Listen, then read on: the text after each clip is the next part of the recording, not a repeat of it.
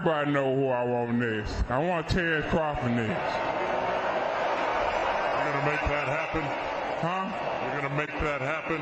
Oh, definitely. That's the fight that I want. That's the fight everybody else want. Like I said, I'm going to get these straps and I'm going to go over there and take his shit too. All right. Errol, congratulations. Terrific fight this evening. Thank you, man. Now, strap season, y'all know what time it is, baby. Terrence, I'm coming for that motherfucking belt. All right.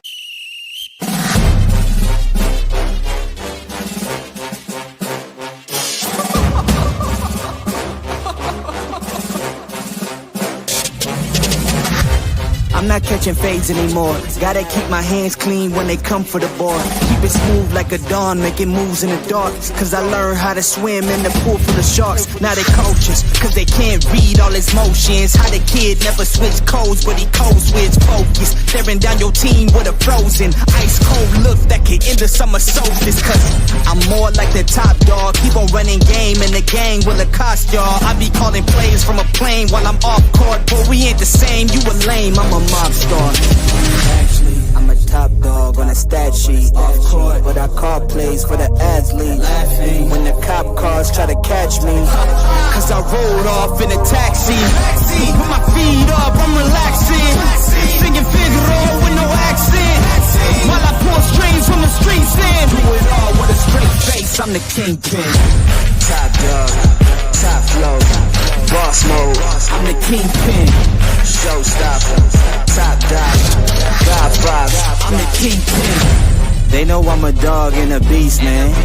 Yeah, I keep the peace with a piece, man.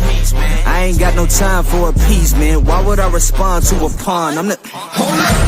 If I let my dogs off the leash, then you might want to get out of Dodge by the evening. Honestly, think it's not the blood and the beef. If they don't leave anything behind at the evening. I can see you soft, ever thought about retreating. If you never have, then they'll give you a reason. Better watch your tone, lose your bass when you speaking. Underneath the mask is the wrath of a...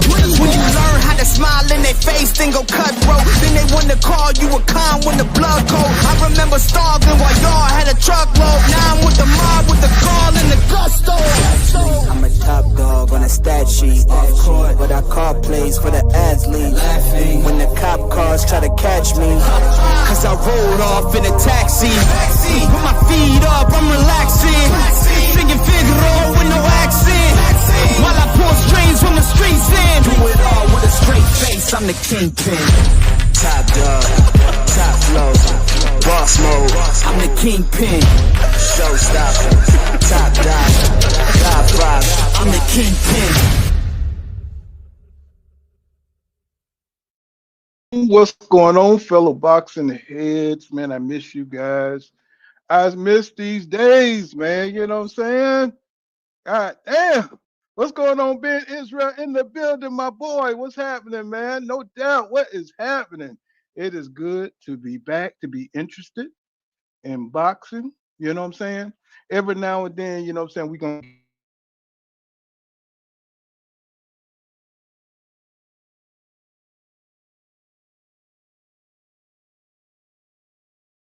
saying that get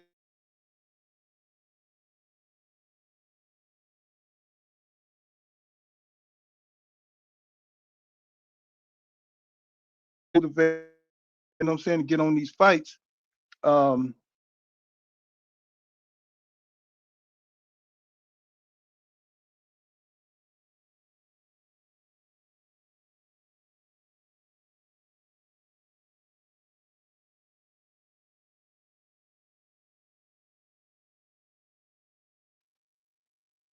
There we go. Let's see. What the hell? Hotspot.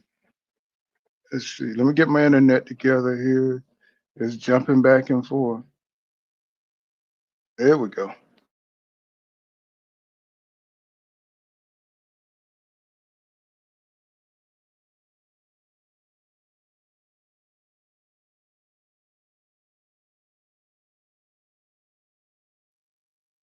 Man, I hope you guys can hear me out there. So yeah, Terence Crawford, he said he was gonna get the Canelo fight. Now he's got the Canelo fight. So now he's got to deal with the everything that comes with it. This is his biggest, his highest profile fight that he's ever fought. You know what I'm saying? It's like, already know that Canelo has his fan base and they're gonna come in and they're gonna show out for Canelo. Canelo got a whole nation behind him. You know what I'm saying? And I was just thinking, I was saying, Crawford has never sold out any pay-per-views. He never won an Olympics. You know what I'm saying? His numbers were always dismal, and he's always had a love-hate relationship with the American people, right? You know what I'm saying? Even though, boxing heads, we know who Crawford is and we love his skills. And we resonate with Crawford, but Crawford always has had a chip on his shoulder when it comes to the boxing fan. You know what I'm saying? That really supports him. He's like he gives a damn if you support him or not. He uses that to fuel him, you know what I'm saying, to go into the fights with a chip on his shoulder, right? Um, because people, we critique all boxers. Everybody gets critiqued. You know what I'm saying? Muhammad Ali got critiqued. You know what I'm saying? Very harshly too. If he went into a fight, he got hit too many times, or if we didn't see him use his legs and do that Ali shuffle, he got criticized. So a lot of these fighters just take it personally when they get criticized, right? Crawford is no different. And he uses that to fuel himself, you know what I'm saying, to propel him in the fight, you know what I'm saying, to give him motivation. But can he galvanize the black people to stay on code behind him? You know what I'm saying? Everybody, most times for boxing heads, anyway, because I've been watching boxing for over 40 years. And most time when it's a Mexican black versus a black rivalry, the black people are gonna get on code immediately. You ain't got to say nothing. As soon as the fight is mentioned, the black signal is sent out across America and it's in the sky, just like the damn bat symbol, right? We already know what to do, you know. Um, but with Crawford, he has this off-putting uh personality. He has an off-putting personality. Even though he has a black family, and that should be enough, really. He's taking care of black boys. He's taking care of his children. He's a good father. You know what I'm saying? Really, that's enough for most boxing heads, you know what I'm saying? Because we all fathers. A lot of us are fathers.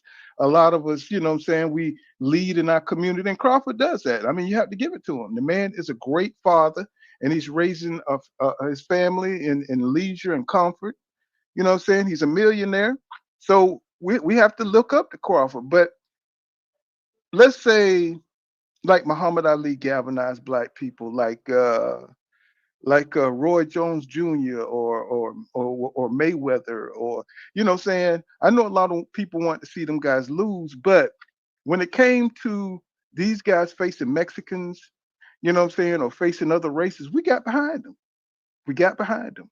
You know what I'm saying? And we got on code. Everybody got on code. You know what I'm saying? We wanted to see Mayweather beat De La Hoya, even though now a lot of blacks did want to see De La Hoya beat Mayweather, because Mayweather was a jackass, but Mayweather it still stands. You know what I'm saying? We're gonna stay on code. You know what I'm saying, when it comes to our fighters.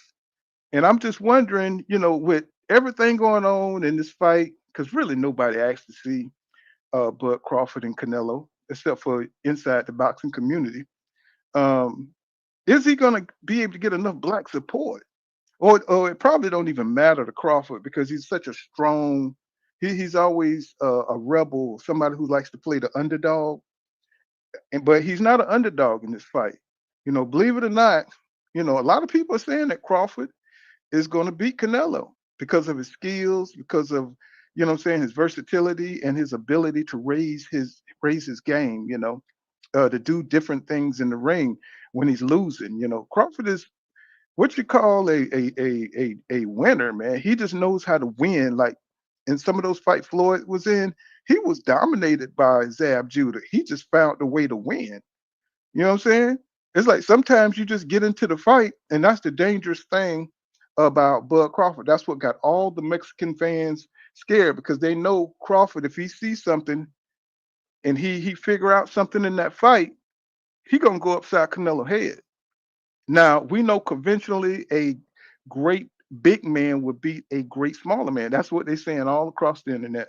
So why are we saying anything different? I saw that shit on the boxing voice. You know, he's always playing this devil advocate type shit.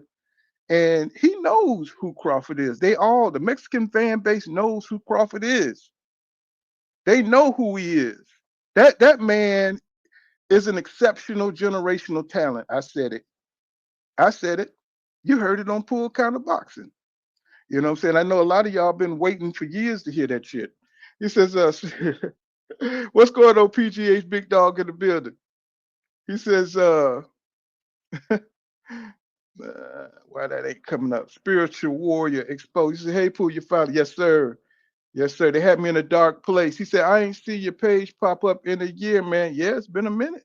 You know, it's been a minute. And I've been out there making that money. He says, Bud, definitely the underdog, according to Vegas. I'm putting my money on Bud. But I've been hearing people doubting Canelo. They're saying that, you know, the closer we get to the fight, when they see them up in the when they see them face to face and they see Bud ain't budging, there's no fear or there's no hesitation. You know what I'm saying? Bud got that, he's made to confront fighters because he showed there's no give when he faces a Canelo. And there are people basing their decision calling this a 50-50 fight, even though Bud, you know, is coming up 3 weight classes or 2, you could say 2, since he fought 1 fight at 54. And people are looking at this shit and they're like, man, Bud got a chance. Who? I think it was Bivol. I think it was Dimitri Bivol who said that Bud Crawford cannot box him. Now that's the one fighter that beat the shit out of Canelo. That's the one fighter that beat the shit out of Canelo. I'm not gonna go against if he see that he could beat Canelo. Come on now. The man got a chance. The man got a chance. And Crawford knows something. Because if you look at the way Crawford is built, you know what I'm saying? I mean, if you look at, let me see if I can find that photo of Crawford, man, walking around the joint like he's a bully. He's walking around there like he's a big dog. Let me see. Let's see if I can find that. He's walking around like, I think you've seen it on my post. Let me see right here. Let me pull that up so you can see the weight on this boy. You know, he's looking pretty big and pretty built. That's Crawford right there. That's what he's looking like. But the boy looking jacked. Hold on, let me pull that comment on. Yeah, your boy looking kind of jacked up. You know what I mean? Crawford look like he done put in some work. And that don't look like no steroid work, because when them people, when they be on that steroids, you know, they be all cut up like Canelo. You know what I'm saying? Moving up 2 and 3 weight classes all chiseled up, man. Come on, bro. You know, this look like a work body. You know what I'm saying? This look, because it got a little fat there. You know, it's not as defined. You know what I'm saying? I don't know. I'm pretty sure he's probably gonna cut more weight. He's probably not gonna go in at 168 fully. If he's smart, he won't, unless he just knows something that we don't know. He said, "I'm still tight about Bud Crawford cheating Earl, but I'm supporting him all the way. Black excellence over what that says over here. I don't know what that last one means. I'm kind of an old head, spiritual war. He says, free Palestine, Palestinian. Come on, bro. We don't do that over here, but I feel you though. I know the struggle over there. I hear about it. You know what I'm saying? It's like you can't even say their name because they'll shut your ass down. He says, Bud ain't going out like Mel Charlo. He said he's got to give it his all. And if he does, he's really going to win the hearts and minds of all the people. If he goes out there, even if he loses, you know what I'm saying? He has nothing to lose, no face, no nothing. Coming up 3 weight classes, this is the perfect opportunity for Bud Crawford to make boxing history. Imagine, you know what I'm saying? A guy from 147 beating the damn super middleweight champion of the world. You know what I'm saying? That means Bud is going to have what? 140 undisputed, 147 undisputed, and then 168. Oh my God, bro. Man, I may have to take another goddamn year off. I may have to take another goddamn year off, man. God damn. I was like, that boy is going down into the Hall of Fame, the Hall of Fame. You got to give it to him twice. You got to give it to it twice. You know what I'm saying? Because that's some Carissa Shields type shit, and you do it on the man side, where of course it's strategic, but if he gets it done, it's a wrap. It's in the history books. He said that's what I get for Bud from Bud Energy in the face off. Bud has no fear, none. But it's them little hood kids. You can't scare them damn hood kids. I don't give a damn. I'm from the hood, goddamn it. You can't scare them hood kids, goddamn it. Bud is a very resilient rebel. He says Bud is going to punish Canelo, and if Canelo is slipping, and if he can't catch Bud, and if he can't cut that ring off, Bud is going to do his thing. But if you think about it, both of these guys, they're both last of the two biggest legends in boxing. They're two of the last. Nobody else captures the imagination. The way them guys that came from 2008 come from way up beating ass. You know what I'm saying? These are last of the two largest, fighting boxing legends that we got. So it's good that they're squaring off. I'm glad that Bud has finally raised his profile to get into the limelight. He's front and center in the world stage, But can he get the black people to be on code for him? I don't know if he ever will. I know most boxing heads are gonna back him. You know what I'm saying? Because everybody loves the underdog. Everybody loves to support the underdog, the guy that, supposed to get beat. Canelo got all this power and influence. He's got the boxing commissions on him, the judges. What I'm saying? Everybody they want to see the little guy. They want to see the little guy come up there and beat all that shit.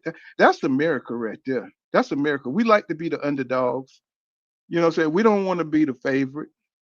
What I'm saying? We want to come from behind, despite all the politics and everything that's going on. And Bud goes into the lion's den and beat the big bad Canelo, who's always been close to the Mexican people, who built this entire brand on the pride of a country, right?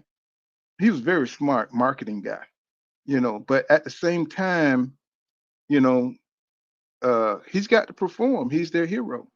He can't lose for them. That's why he never fought Bivol again.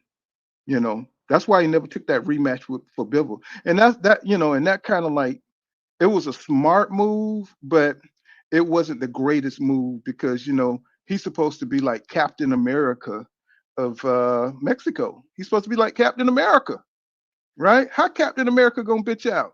How the hell is Captain America gonna walk away from the rematch? They don't give a damn nowadays, which is one of the reasons why I took time off. Cause I was just like, man, this is crazy. I've never seen this before. He said Bud will destroy Canelo's body, get him body bags. Yeah. You know what I'm saying? Well, we're gonna see. We don't know. We see one thing we don't know, and one thing we can't say. We don't know if Bud's power is going to be able to hurt Canelo because he fought. Remember, he fought Mandrinov. I do believe Bud was getting him at the end, and he needed a couple of more rounds to knock Mandrinov out. Because I saw Mandrinov, he started fighting dirty. he started taking chances, and you already know once the fighters start taking chances and fighting dirty, that means they're almost done. And if you looked at his body language, Bud started dissecting him. He started picking up the pace, and he started looking like every other Bud Crawford opponent until that 12th round bell rang. That's when you knew that Bud was about to knock this guy out. You know what I'm saying? And he started picking up that pace because he the thing is, Bud, he really checks your timing, and it took a long time to get Madrinoff timing, but once he did and stopped breaking through, it was a little bit too late into the fight to get the knockout. But I do believe if Bud had 2 or 3 rounds left, let's say if it was a 15-round fight, he would have knocked Madrinoff out, because the way of Madrinoff, the way he was fighting, the way he couldn't keep up the motion, the lateral motion, and all the little stuff he was doing. He had cut that out, and Bud stopped going to that body. It's going to be different with Canelo because I think Canelo is a lot more denser, and I think that's going to be evident at the beginning of the fight. Because Canelo got a beard, man. Crawford got to hit Canelo with something he don't see. He got to hit him with something he don't see, you know. But Canelo definitely got his people behind him. His people are going to be, but I do believe that the Mexican people are afraid that Crawford may be able to do the unthinkable, and that is to knock Canelo ass out. I do believe that. They scared as hell. You know what I'm saying? Because they know Bud Crawford don't play. They know he don't play. They know he's one of those real fighters that he's not coming out there just to get a Canelo check. I think they offered Crawford like $50 million. That's a lot of money to invite somebody to whip your ass. You know what I'm saying? Shit, I would whip Mike Tyson ass for $50 million. That would motivate me to get in the gym and do what the hell I got to do. And then you already got an exceptional talent like Crawford. Crawford is a throwback to the days of Sweet Pea Whitaker. He's a throwback to the days of Mildred Taylor. Those guys went out on their shields. You know, they put it all, they left it all in the ring, is what I'm trying to say. That's why Crawford has a chance to win this fight, because he leaves it in the ring. You know what I'm saying? You know, and he's not reckless. You know what I'm saying? When he goes about his craft, he's not reckless, you know.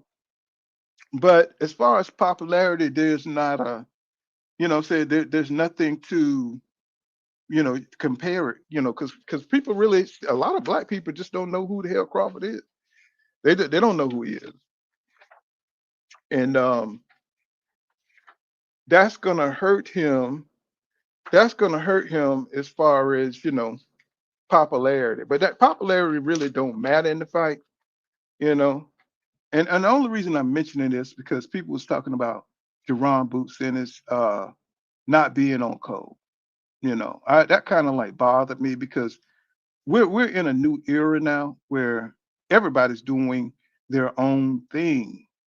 Hank's doing his own thing. You know, he's going to make a bag. You know what I'm saying? You know, if these guys are not fighting, if these guys are not fighting, then they got to make money. So I understand, you know, Boots, he's not looking at it from the way the old heads are. He's not looking at it the way the old heads are, you know, where you don't help, you know, that, you know, you don't help the foreigner. You know, Canelo is a foreigner. You know what I'm saying? He represents the Mexican people. So people are going to draw the line. Hey, you don't go over there and help him spar. You know what I'm saying? You don't help him get prepared to beat your brother. But Crawford never came across, you know what I'm saying, like he's that type of fighter where he wants to represent the black people. You know, every fight is kind of like for themselves nowadays. And we got to give it up to him, you know what I'm saying? Because we are not going to be there for them at the end of their career. So I understand that. And I understand Ron Booth is trying to get his money. You know what I'm saying? Peace, brother. Remember what's going on. Let me finish up with this. Andre Ward, he won a gold medal. And them white people rooted for Kovalev. You know what I'm saying? To win. Even the American white people rooted for Kovalev to beat Ward. So, you know what I'm saying? Even Andre Ward couldn't galvanize the American people. You know what I'm saying? That when he fought Kovalev, and he fought him twice, he beat him twice, and it still didn't matter to them. So Crawford, he can expect black people to get behind him. You know what I'm saying? Even I don't think it matters to him either way. But it's for him to get that American spirit, he might as well forget about it. You know what I'm saying? He might as well forget about it because they love Canelo. Even the black people, he got a lot of black people that love Canelo. You know what I'm saying? Especially in the media, they just eat it up. And they want to go with that narrative that the heavier big guy or the great big guy would beat a smaller great guy, and they want to keep on that because that's the ongoing narrative. What's going on, my brother? What's happening with you? I'm addressing you. What you say? I am 444. Yes, that's me. Can you hear me? What's going on? Yes, sir. Yeah, you said something that kind of caught my attention. You said that Terence Crawford is not for black people, like something like that along those lines. That's not a complete, thought, but Okay. He's not what? Yeah, you said he's not with or for black people or something along those lines. I was kind of trying to No, catch it. I didn't say he wasn't for black people. I said he don't carry himself like he's for black people. You know what I'm saying? But that's what you it was. missed the other So stuff that I said. what? Yeah. But you What does missed the that other look like things to I you? said. Well, Yeah, I yeah. went on to say, I heard what you said. The other stuff when you were talking about the reason you said you don't blame. You talked about Ward winning the gold medal. You just talked about how certain fighters, the fans. Go ahead. Go ahead. Just listen up for a second. I said all it should require is that he's a black father. Remember I said that? Oh, And that he's taking care of. Okay, yeah. I logged in after then. Okay, cool. Go ahead. I said all that should matter is that he's a black man that's taking care of his black family. You know what I'm saying? That's all that should be required. You know what I'm saying? He shouldn't have to carry himself like he's pro-black when he's living a pro-black life. I didn't say those exact words, but that's the sentiment. That's the sentiment that I was saying. Understood. So likely, Jerron Boots Ennis should be able to do what the hell he want to do. They're not feeding his career. He still needs to come up. He still needs a big fight. You know what I'm saying? 'Cause I was listening to Bernie Box the other day, and he was calling Jerron Boots Ennis a sellout. Yeah. Right. And I'm saying, bro, you could say the same thing about Crawford. You could say you could make an argument saying he skipped all those brothers in 154. He could have in 147. He could have gave them a fight, and that would have been a big ass fight with Crawford because of the win. What brothers would have liked them to fight at 154 that would have been bigger? Or give me an example. I don't care about bigger than Canelo. What I'm talking about is giving the brothers a opportunity. I agree. Which brother at 154 would you have liked to see? Probably Jamil Charlo, probably Boots. Okay. But back then, I went on to say Crawford doesn't have to fight those guys because he's already established. He's already proven. He's a veteran, and I do believe in veteran champions giving them deference. I do believe in giving them deference. So, but when I hear his camp talk about being on code, that's the hypocrisy of it. Because if you're talking about staying on code, how are you going to skip? You're going to give the wood chopper an opportunity at 154. Why not give Jamil Charlo an opportunity? Why not give what's his name, Charles Cromwell, an opportunity? Why not give the other black boxers at 160? Everybody you skipped, why not give them an opportunity to come up off your name to make some money? Jamal Charlo, that would have been a good fight for you to give a brother an opportunity, but it's not about that. I understand what you're saying. It's not about that. I get what you're saying. It's not about that. Don't come out your camp calling people a goddamn sellout when you know you could look at your career and you could call yourself a sellout if it was about that. But it's about business, right? Yeah, It's about business, I right? understand what you're saying. Are you talking about the Right. Charlo? Are you talking about the same Charlo that fought Canelo? Is that the one you said he could have fought at 154? Yeah, and he could have fought both of them because he skipped 2 weight classes. Anybody in between 147 and 168, he could have gave an opportunity. You know, he could have gave him an opportunity, but he said, you know, I want to go for the money, and I don't blame him. So let me ask you a But question. don't come out, but don't have Bernie the Boxer come out calling people sellouts No, I'm with you. when you could be. Okay, I got a I just question want you for to you. understand. When he was fighting Errol Spence, what was his plan right after Errol Spence? Wasn't To it to fight fight? Spence again. No, wasn't it to fight Charlo? If the Spence fight didn't go through, Oh yeah, if right? the Spence Right? fights didn't go through, Correct, right? his plans were to fight Jamel Charlo. Yeah. Move up and fight Jermaine Charlo. Remember when he Hmm. yelled when we yelled out across the ring to Charlo and told him, "You next." Right. What did Right. Charlo do? Charlo, Went and Char, fight. he Canelo. They all go right? and fight Canelo. Yeah, no, Hmm. I know. I'm agreeing with you. It's just that, like sometimes I get the whole tit for tat. Well, you can't do this. Look at yourself, okay? But what I'm saying is Right.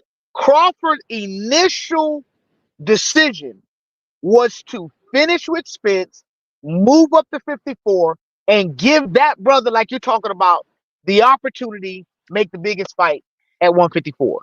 Everybody knew that was going to be the biggest fight at 154 because Charlo dominated that division, right? You would agree, right? Yes, sir. Yes, sir. I'm with you. It didn't happen. You know. You know. If the fight didn't happen, you know what I'm saying, and you go up. Maginoff only had that belt for like 2 days when Bud Crawford fought him. And I'm just being facetious here. He only had he had just won the goddamn belt. You know what I'm saying? I think what was it, the WBA? And that was for the WBO interim also, right? When they fought. Excuse me, y'all. Excuse me. Um, he only had he only had the belt for 2 days. You know what I'm saying? I saw a few fights of Maginoff, but I didn't think Maginoff was on his level, was on Bud Crawford level, even though this was a new weight division for Bud Crawford. So I was kind of disappointed, but the fight was great. Don't get me wrong. The fight was, Medrinoff was a whole lot better. And I saw him fight. I thought he was awkward. Um, his movements, he gave Crawford, it took Crawford a while before he stopped really putting them hands on Madrinoff. But Madrinoff had a good showing for himself. You know what I'm saying? He wasn't no pushover. And I really enjoyed that fight because I thought they both showed skill, and Bud just showed his superior critical thinking skills, his boxing IQ in that fight. And that showed you that he's the real deal. But nobody knew that Israel Madrinoff was gonna be able to bring that out in Bud Crawford because most people just get knocked out, right? Most people just get knocked out. For him to just hold on to the WBA for like what, not even 6 months, 3 months, he fought the guy. And Crawford goes in there and take the belt from him. I just thought that was very predatory. I thought it was very opportunistic to go in there and just snatch the belt from somebody who just got it. He hadn't even got seasoned yet. Then he didn't even get the salt on the hamburger, bro. He wasn't even seasoned yet. You know what I'm saying? Before Crawford came in there and snatched it from him. But that's how you do it. You know what I'm saying? When you're trying to pad your record and raise your profile, you got to be predatory. You know what I'm saying? You got to do, that's what Canelo did. You know what I'm saying? When David beat David Benavidez, you know what I'm saying? When he tested positive for cocaine, he went right in there, he grabbed them belts. You know what I'm saying? Haven't fought David Benavidez since. And see, and this is the kind of stuff that kind of turns me off from boxing because these guys seem like they're fake. They're not fake. They're just business oriented over the challenge, right? And I had to come to accept that. What's going on, Dev? What's happening? Hey, what's going on, Pool? Can you hear me? Yes, sir. You know I can. What's happening? Nothing, man. Just want to comment on this fight. I don't see how people think Crawford gonna knock him out. Because I Crawford has a mystique. You understand what a mystique is, right? Mike Tyson had a mystique. Everybody thought Mike Tyson could knock out King Kong and Godzilla on a Tuesday. You know what I'm saying? Yeah, Everybody but he thought didn't even knock that. out Madrimov. How you gonna knock out probably the dude with the best chin in boxing? You see how big Canelo neck is? How the Yes, hell Crawford sir. gonna Yes, knock his sir. ass out? It's the mystique, bro. You know what I'm saying? Like when Roy Jones, remember, come on now. Y'all remember when Roy Jones Jr. was knocking out everybody. Everybody thought Roy Jones Jr. could just do this to anybody. And he was that dude. But he's only human, bro. You know what I'm saying? Like you said, he didn't knock out Madrinov. You know what I'm saying? So that should tell you he's probably not going to be able to knock out Canelo. And then we don't even know what the power disparity is, Right. right? Just Exactly. like we didn't know what the power disparity was between him and Jamel Charles. Because Jamel Charles talked so much shit, I'm a lion. You know what I'm saying? I'll come in and eat your ass and all kind of stuff. You know what I'm saying? We just thought that this dude was insane. I thought he had me sold. I was like, this dude is insane, man. He's gonna go in there. He might get beat, but he's gonna go in there and really do some damage.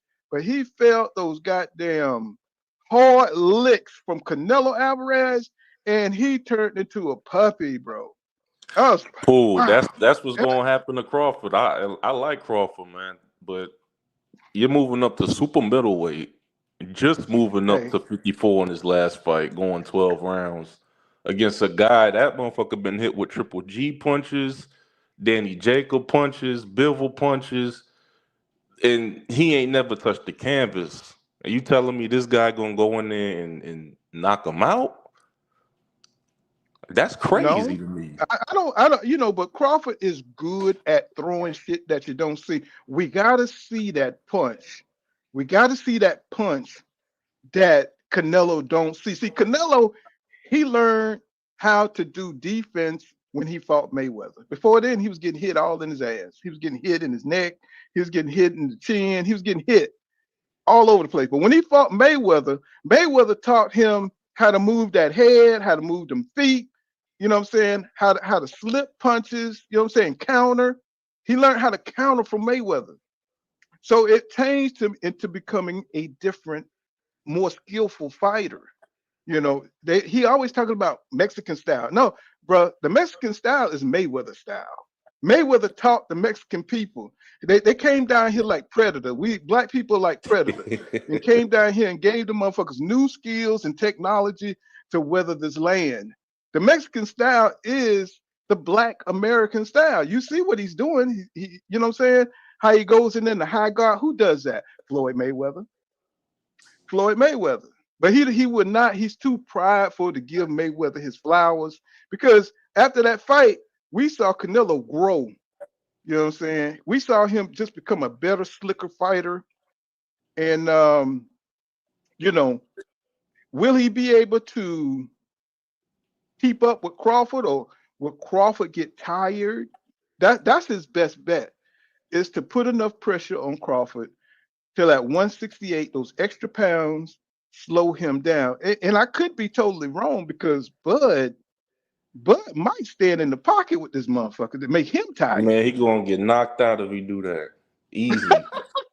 Hey, you might be right, bro. But Crawford like to do the unthinkable. You know what I'm saying? He likes to see, and that's that mystique I was talking about, because we were doing the same thing for Jamel Charlo. We were saying, man, Jamel Charlo is this and that and that. He's Superman. Man, that motherfucker got hit in the face and took a knee. I was like, I wanted to cry. But I I saw that wanted pool. to. I didn't think Jamel could beat Canelo. I thought his brother had a better chance because his brother is just a naturally bigger He's guy. big because You he's know, big and he's got more power. so I definitely don't. I think Crawford's gonna get laid out probably by around 8. Let's say 8 or 9, or I they get don't think so. Bo Mack and I them think will throw the Crawford. towel in. They'll throw The the only towel way in. I see Crawford getting laid out, bro, is if he run out of wind and he starts trying to sit down with Canelo, because Crawford likes to punch with you, but he does have the reach. And Crawford, let me tell you something. Out of every fighter I ever seen that used their reach, Crawford uses his reach.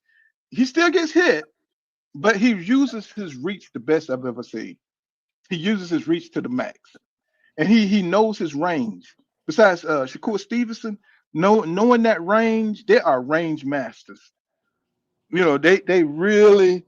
So I see him taking 5 rounds easy because Canelo don't like to throw a whole bunch of punches. At the beginning of the fight. Of Can course, I they're can I not say going to. something to that real quick, Pool? I Go agree ahead. with you. I think he's a master at distance.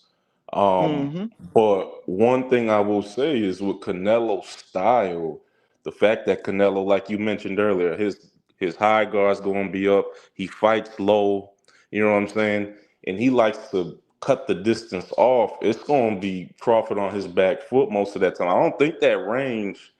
I don't see Crawford sitting in mid range making Mm-hmm. Canelo miss and making him pay. I don't see that at all. I think he's going to be on his back foot, you know, trying to find that one shot you're talking about the whole fight because he's not an active puncher. He usually likes Right. to takes his time. He likes to download.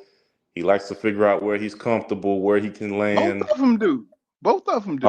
But Canelo, the one thing is Canelo brings the fight to you, regardless of who he's Yeah. fought. He's gonna bring the fight.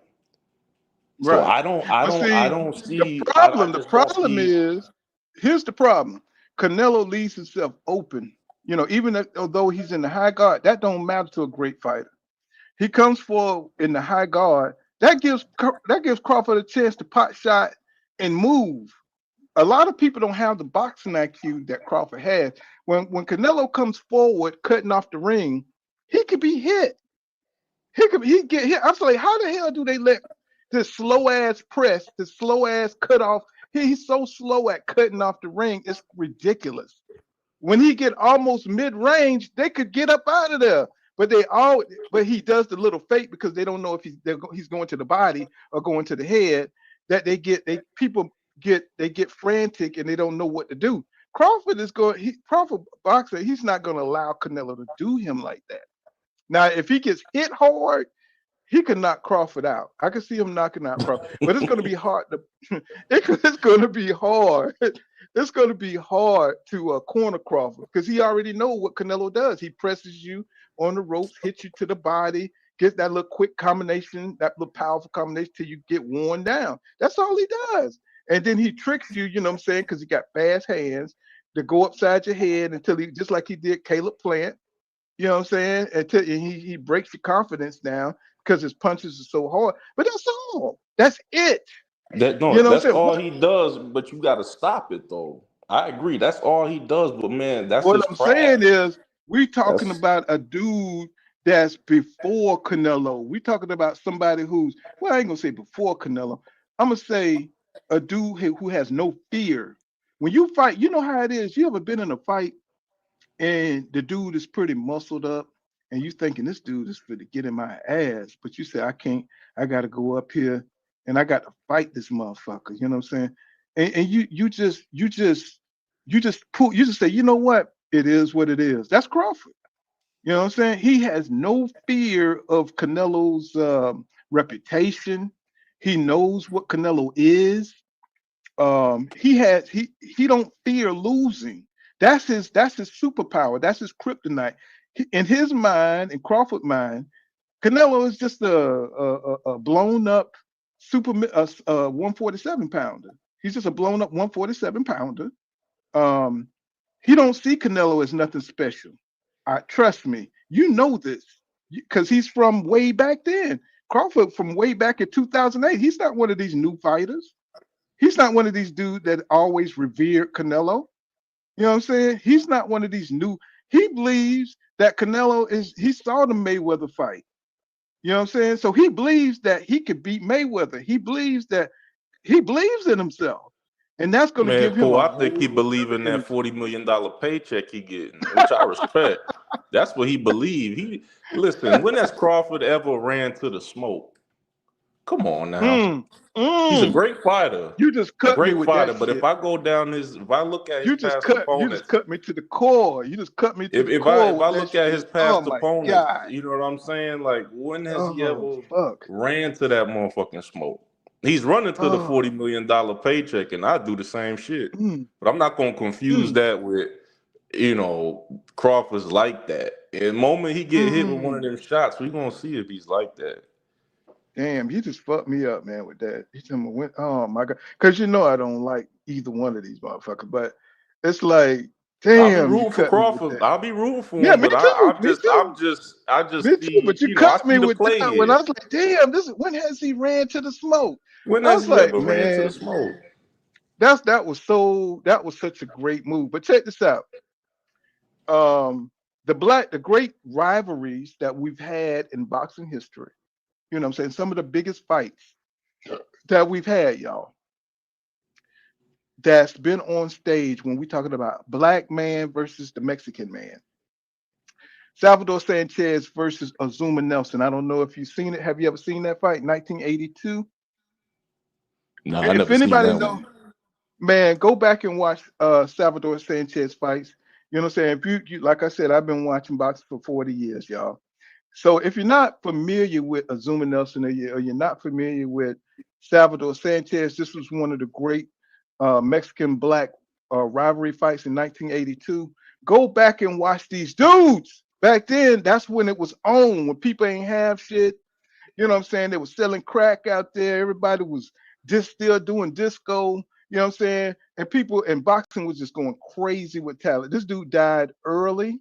Uh, Sanchez, I think he died at the age of 23. But man, he was a hell of a talent, a Mexican boxer. Azuma Nelson, of course, African Guyana. You know what I'm saying? And this was one of the big black black people versus Mexican fights. Then you had, of course, you had Julio Chavez in 1990 versus Mildred Taylor. Man, this fight, this fight was so goddamn good. Julio Chavez he was the first Canelo Alvarez. You know, so he was the first Mexican hero, as far as I know, during when I was born. Because I know it was some more Mexican fighters, but somebody who had like the same kind of cachet that Canelo has was Julio Cesar Chavez, and he fought Mildred Taylor, who was like that nigga was like Roy Jones with the hands. Um, and he was beating the hell out of Julio Chavez until like the last 3 seconds. They allowed, you know, what I'm saying, they allowed the fight to go on, and they gave him the knockout. You know, so it was a very controversial win. um, Julio Chavez, the nigga fought like maybe 100 fights or something like that. So he had a lot of controversial wins against black guys like Sweet Pea Whitaker in 1993. Um, Sweet Pea, let me see, hold on, I got a thing on there going too fast. Sweet Pea Whitaker, um, he fought Julio Chavez also. And Julio Chavez, they said he got robbed in that way. And I saw that fight. And I think he did get robbed because Sweet Pea, just totally washed him. You know what I'm saying? But because Julio Chavez was kind of like the Canelo of his time, you know what I'm saying? I think they gave him a draw on that fight. They gave him a draw. And even though Sweet Pea just totally dominated him, you know what I'm saying, in that fight. It was a great fight. If you want to check it out, go back and watch. Sweet Pea was a masterpiece. And then you had Floyd Mayweather versus Oscar De La Hoya. But before that, it was Luis Castillo. These were big black man versus Mexican fights. You know what I'm saying? And Floyd, I think that Oscar De La Hoya fight really it brought Floyd Mayweather into the mainstream and made him a big star. Then you had Sugar Shane Mosley versus Oscar De La Hoya. That was a big one. They fought 2 times. You know what I'm saying? So this rivalry, now we got Bud Crawford versus um, Canelo Alvarez. So basically, Floyd Mayweather became a billionaire off of fighting damn Mexicans. You know what I'm saying? These fights, they do some of the best numbers. When you talk about, blacks versus Mexicans and stuff, they do the biggest numbers. You had what is his name, Diego Corrales. Floyd fought some big Mexican fights, man. You know what I'm saying? So it doesn't surprise me that Bud Crawford is going for the money, going for the bag. Canelo Alvarez, you know what I'm saying? Everybody's been like, really, he's a target, you know?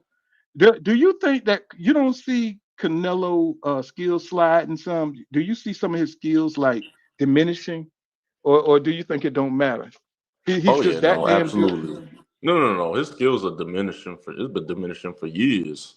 That's why he ain't want to smoke with Benavidez. But you see the difference. Benavidez is an active fighter. Benavidez throws his hands. Bivol is an active fighter. Bivol throws his hands. Bigger guys. Crawford to me doesn't fit that. He doesn't fit that mold. That's why I don't think But it's a good you know style what? matchup for But you know what's Crawford. funny?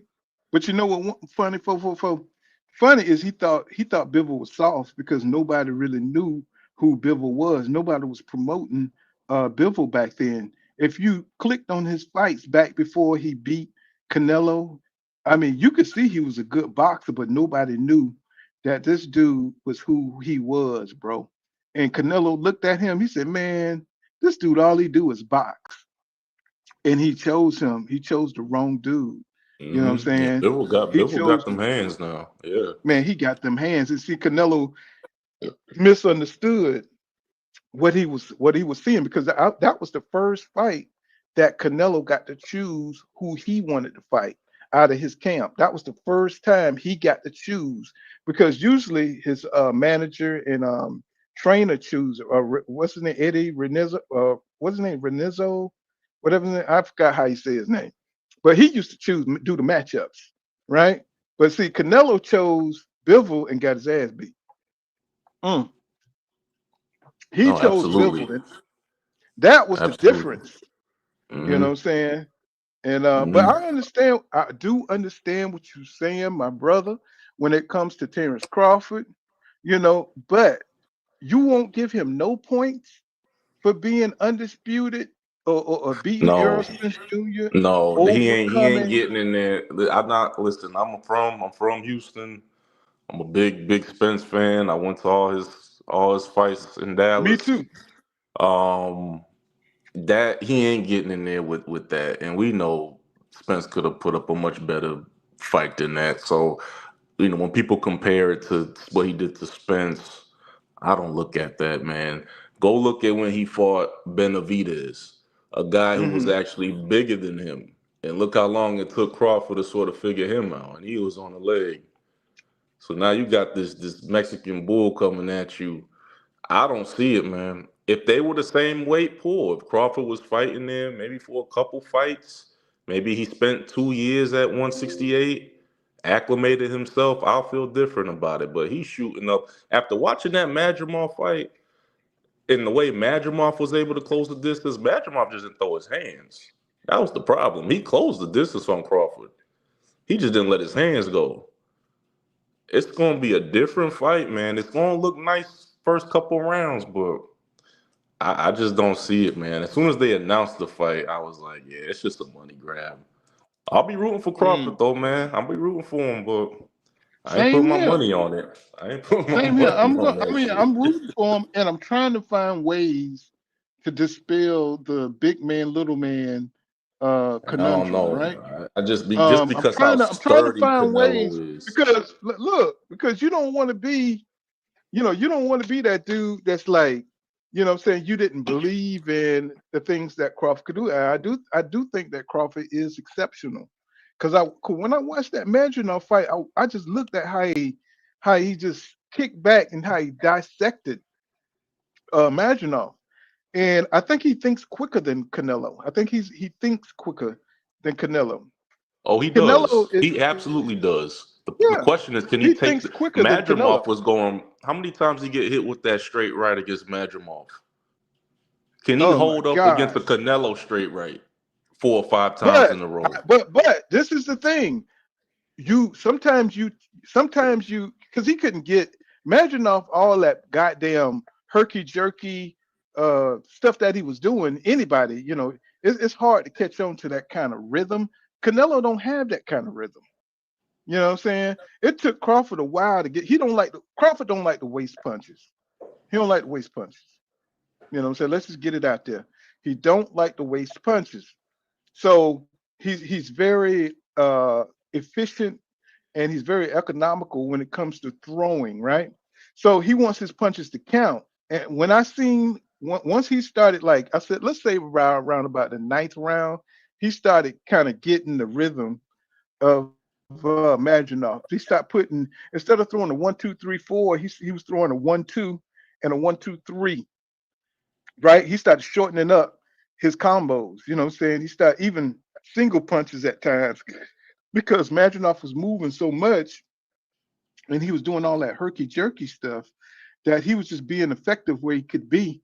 And I was like, you know what? I said, Crawford is a smart ass motherfucker, even though he was getting hit because Marginov throws punches from some weird angles, especially when he throws that overhead. He throws that overhand left and that overhand right. You know what I'm saying? It just comes out of nowhere. And I said, man, that's a difficult style to fight. You know what I'm saying? So now when I look at Canelo isn't so tricky.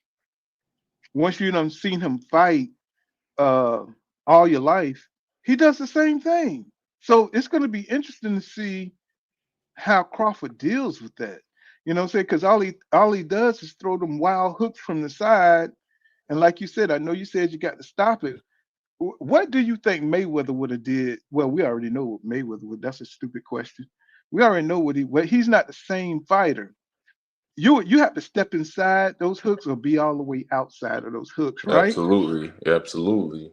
And you know where Crawford Either likes to way, fight? In the mid range. So it's completely parallel to what we're talking about. You got to be on the outside, like you said, or inside, like what Floyd did. Floyd fought Canelo. I He used to was right in his love that face. shit, bro. I He used just to made him love to miss see. and made him pay. That ain't Crawford was more on the mid range, right? So it's like, and like you just mentioned, he's very economical with his shots. It's just polar opposite to what you need to be Canelo. The guys that like what Bivol just did, it was output. If Benavidez would have fought Canelo, it would have been output. You need output to beat Canelo. Output and power. Yeah. Crawford Well, is it's just but not you a thinking like they said the same thing about Mayweather, and this is how I'm trying to get you to see. You got to shut down these guys' minds. You got to outthink them. Certain fighters, it don't matter about the physicality. You know what I'm saying? Certain fighters, you got to outthink them. You know what I'm saying? Because they already think they superior than you, right? You got to be able to shut down because you can say, okay, if Floyd, he got that Philly shell, he's gonna figure out how to do something else to beat you because they mind work. They never lost in their career. So in their minds, they're just still checking your weak points, even to the end. So if you slip up, you're gonna have to be damn near perfect to beat a great legendary champion. I saw Sugar Ray Leonard get his ass beat by Thomas Hearns, but Thomas Hearns fucked up and allowed Sugar Ray Leonard to get into the fight. You know what I'm yeah. saying? By learning that he could be hurt, because hmm that's what the great ones do. They find out your weakness even when they getting their ass beat. That's what's dangerous about Crawford. That's what I'm trying to articulate. That even though they may be out, the other people have the advantage. It's like the art of war.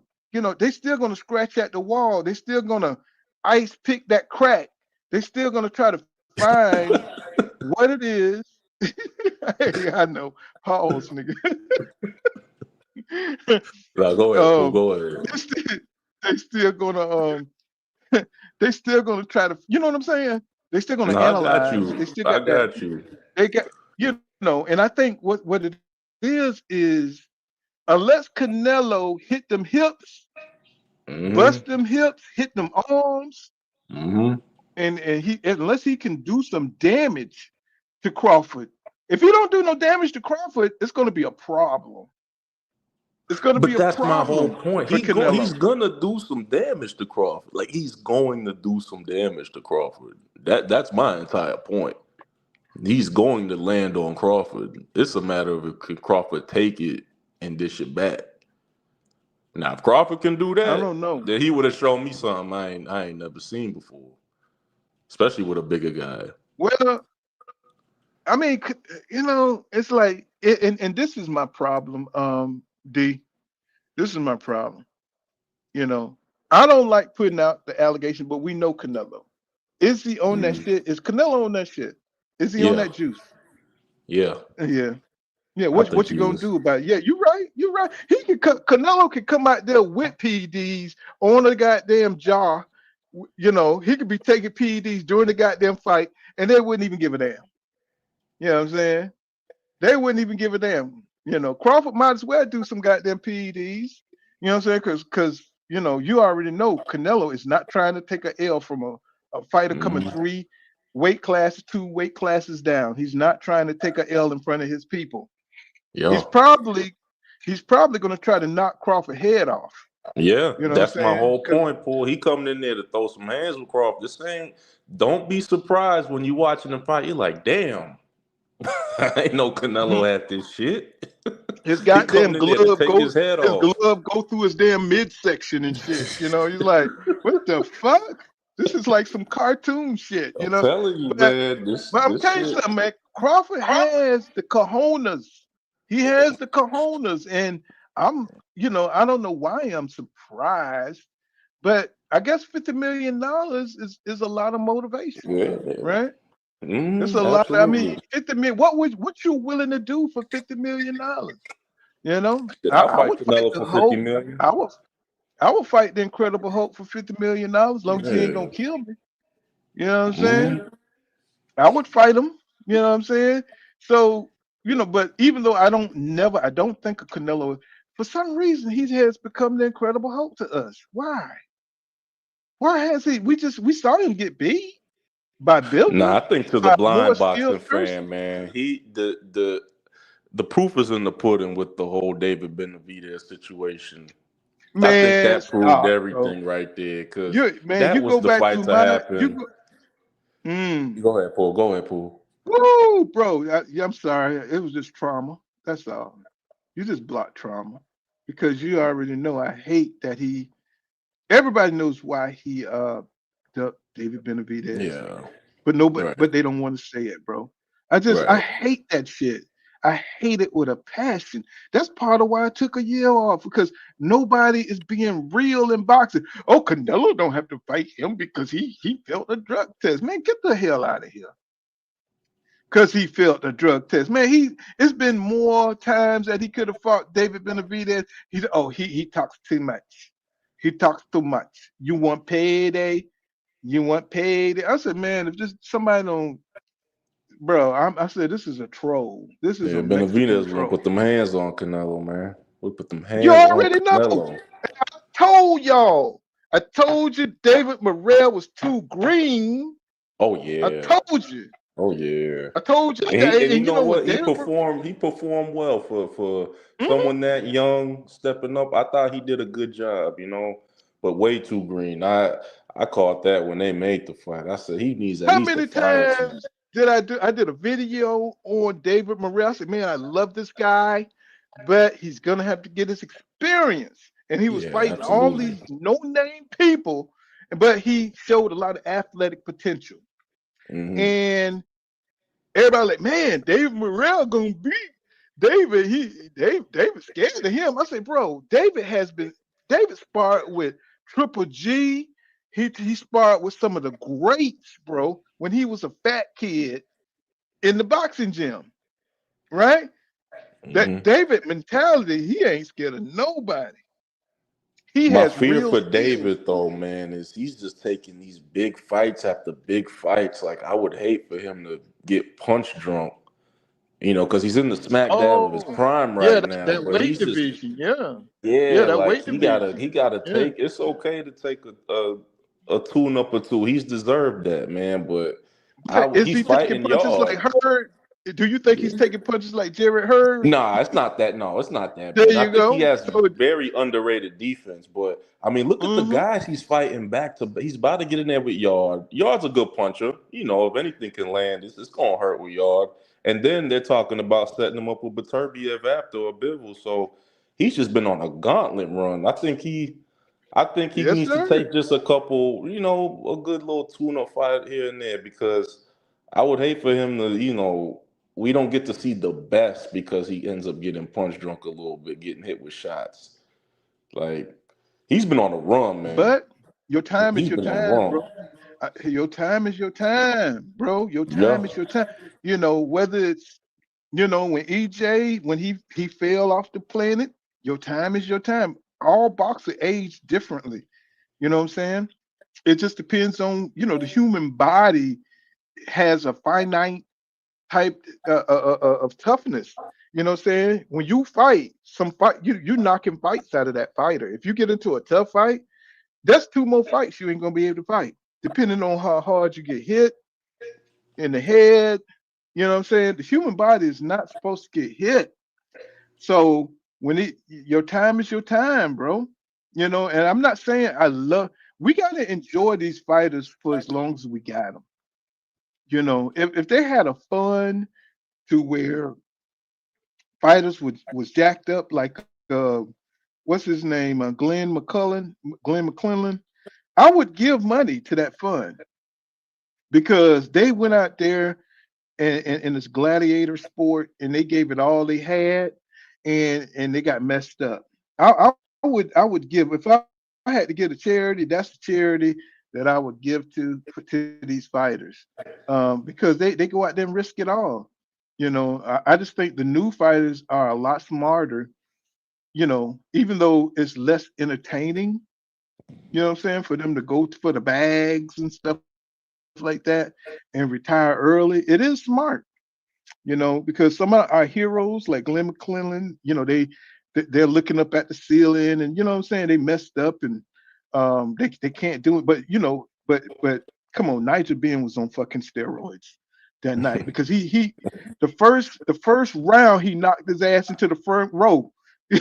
Glenn McClellan knocked his ass into the front row and he comes back like nothing happened. It's like, nigga, get out of here. And then he passed out before they could test him. He tried to act like he had a heart attack or some shit before they could test him. I'm like, bro, get out of here.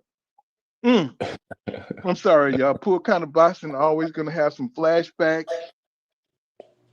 You know what I'm saying? We're gonna have some post-traumatic stress from different fights. It's gonna come through, you know what I'm saying? But yeah, that shit is real, man. So them dudes, a lot of dudes be on this shit, and they be changing to the trajectory of legendary fighters like Cotto. I think Cotto would have been a better fighter if he would have never ran into what's his name, Armageddon, whatever his name was. You know what I'm saying? If he wouldn't have hit him with them plasters into his body, he's changed the trajectory of his career. He's changed the whole trajectory of Cotto's career by cheating. And this is what pisses me off about a lot of you guys out there who've been watching boxing like me. Y'all know when a guy could be in the matrix and all that stuff, but you also know when somebody is on some extra shit. You know what I'm saying? A guy could be in a zone, but when they just beating the shit out of people, you know what I'm saying? And they never get tired. Come on, Pacquiao, nobody ever questioned that Pacquiao threw 2,500 punches around. Nobody This ever motherfucker questioned. he just damn near beat Barrios at 50 years Man, old. come on, man. He was getting his ass. Barrios was in a catch-22. Hey, if Barrios would have beat the shit out of Manny Pacquiao, they would have had a mafia hit on that nigga because people love that nigga. Is the emperor of America because he's the anti-Mayweather, right? So they can't let nothing happen to him because they, at 76, they may have a Mayweather Pacquiao fight. You know what I'm saying? They might get Mayweather, and they would take that shit seriously. if they Pacquiao need to go allowed sit his Manny ass down. Pacquiao fight Mayweather in 76 years, whether you know what I'm saying, they hate Mayweather like that. Like, you know what I'm saying? They hate him to like from hell's heart I stab thee type shit. You know what I'm saying? Moby Dick type shit, bro. You know what I'm saying? They hate Mayweather on that fucking level, bro. Like, if Mayweather got hit by a car tomorrow, there'll be tears. You know what I'm saying? People lined up, you know what I'm saying, just to see his ass, you know, dead one last time, you know? Let me tell you Pacquiao need something, to go boy. sit his ass. He need to go sit his ass down, man. Well, he didn't look good at all. Like, bro. And then the judges, how the hell he get a draw? I'm like, bro, I said, you know, I'm trying to come back. I'm trying to come back and find inspiration. I said, I watched half that shit. I heard the announcers and I was like, oh my God. I was like, man, I say I'm a real boxing fan. Even if it goes against me, fellas, y'all know me. Y'all been with me, my people who've been with me. Even if it goes against when Errol Spence Jr. got beat, who was the first one back on the internet to face the trash talk? I was fucked up. I was the first one back. I say, man, I gotta face the music. I wanted to hide. But boxing is boxing. I've been around before. I've been around before him, you know. Boxing, you're always gonna face tragic defeats, right?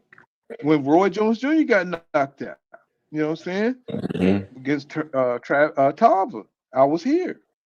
You know, it's gonna be some heartbreaking moments, and that's why I love the sport. You know, what I'm saying, even if it goes against you, you're a boxing fan.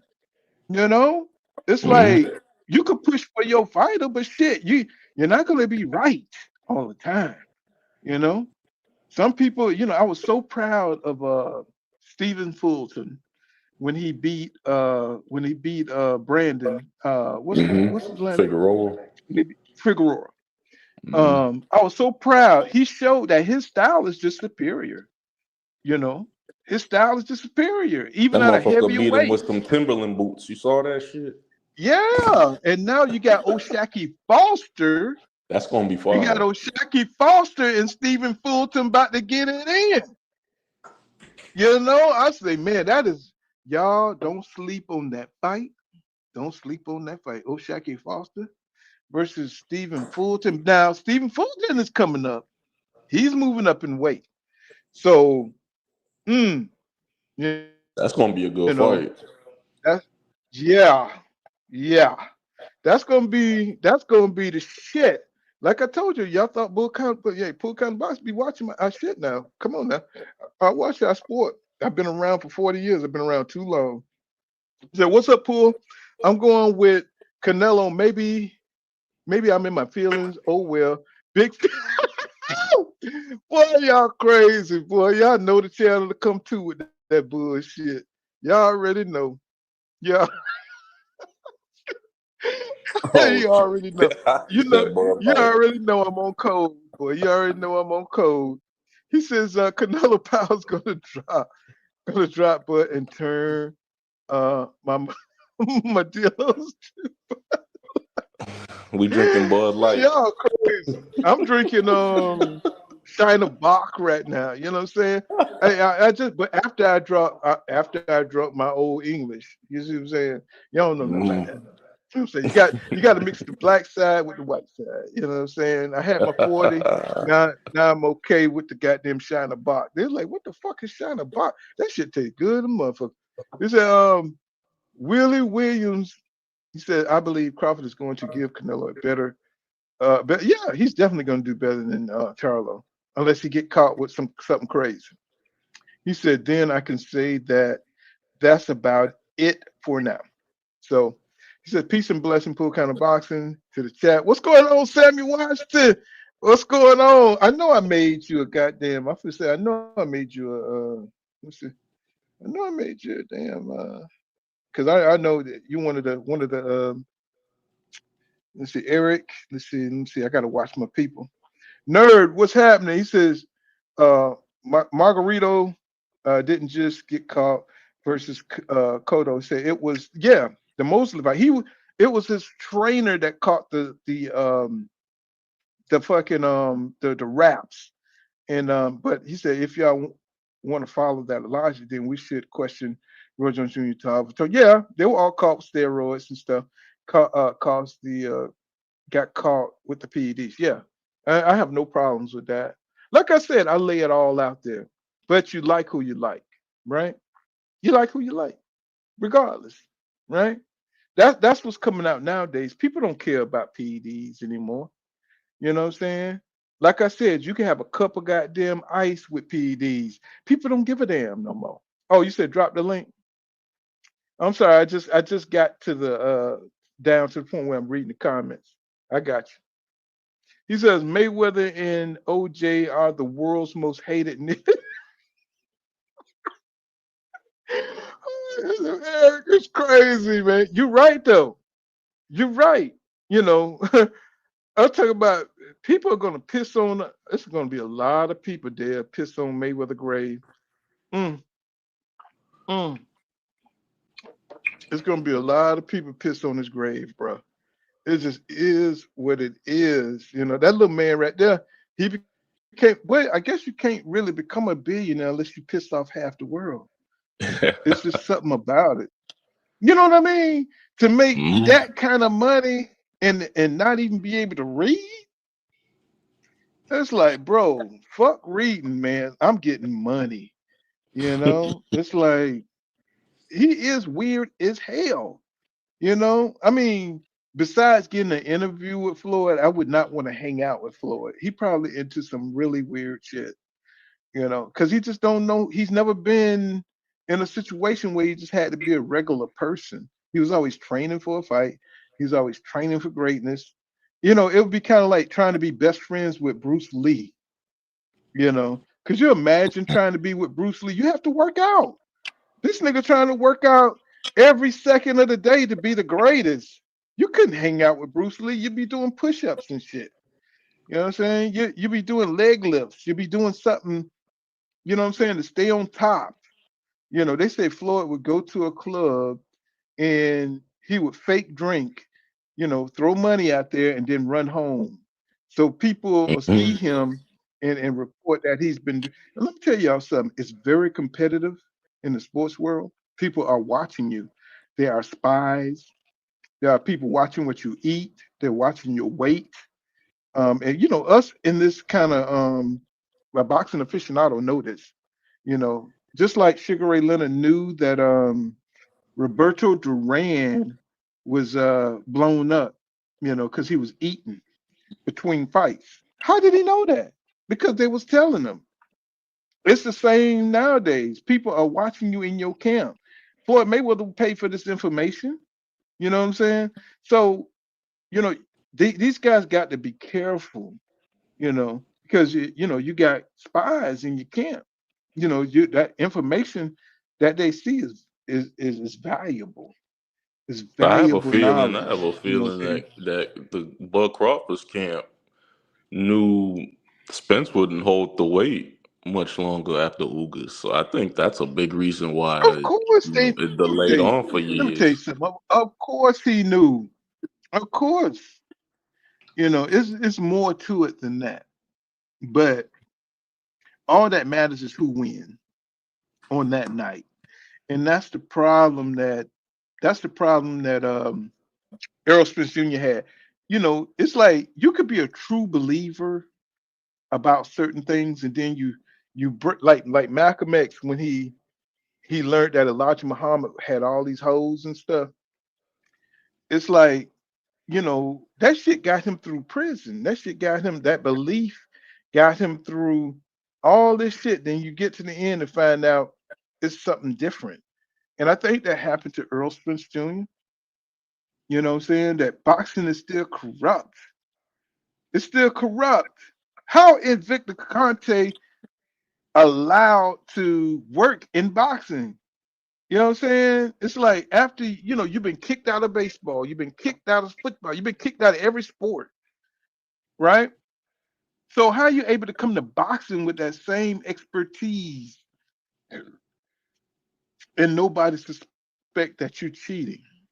when you done cheated all these other sports. So you expect us to believe you come to boxing, you even start the checks and balances for the league, right? The you know how the FBI gets the scammer or the computer programmer, the best, that ripped off the world or whatever, and they bring him into the FBI so they can learn the tricks and trades and stuff. That's Victor Conte. So people are still giving Victor Conte, saying the benefit of the doubt. You know, Mhm. it's just ridiculous. But Yeah. it just is what it is. I just see it for what it is. But everybody want to say it's this way or that way. I just think Bud is smart for preparing. I just think Spence is, he's from Texas and he's on some Clint Eastwood shit. And that shit don't work in the real world. He might get his ass That whooped shit by don't work in the Charlo real if he world. ain't back in the gym now. Shit, if he I not dropped careful. the link, Will. I mean, I don't know if you're still with it. I dropped the link, bro. Um, yeah, well, he's been doing all this traveling and enjoying his money. And let me tell you something, 9 times out of 10, you can't really blame these guys because they spend so much time fighting, so much time preparing, so many training camps. They got to have time to unwind. And he got a big payday. And so he's just enjoying life. I don't feel bad.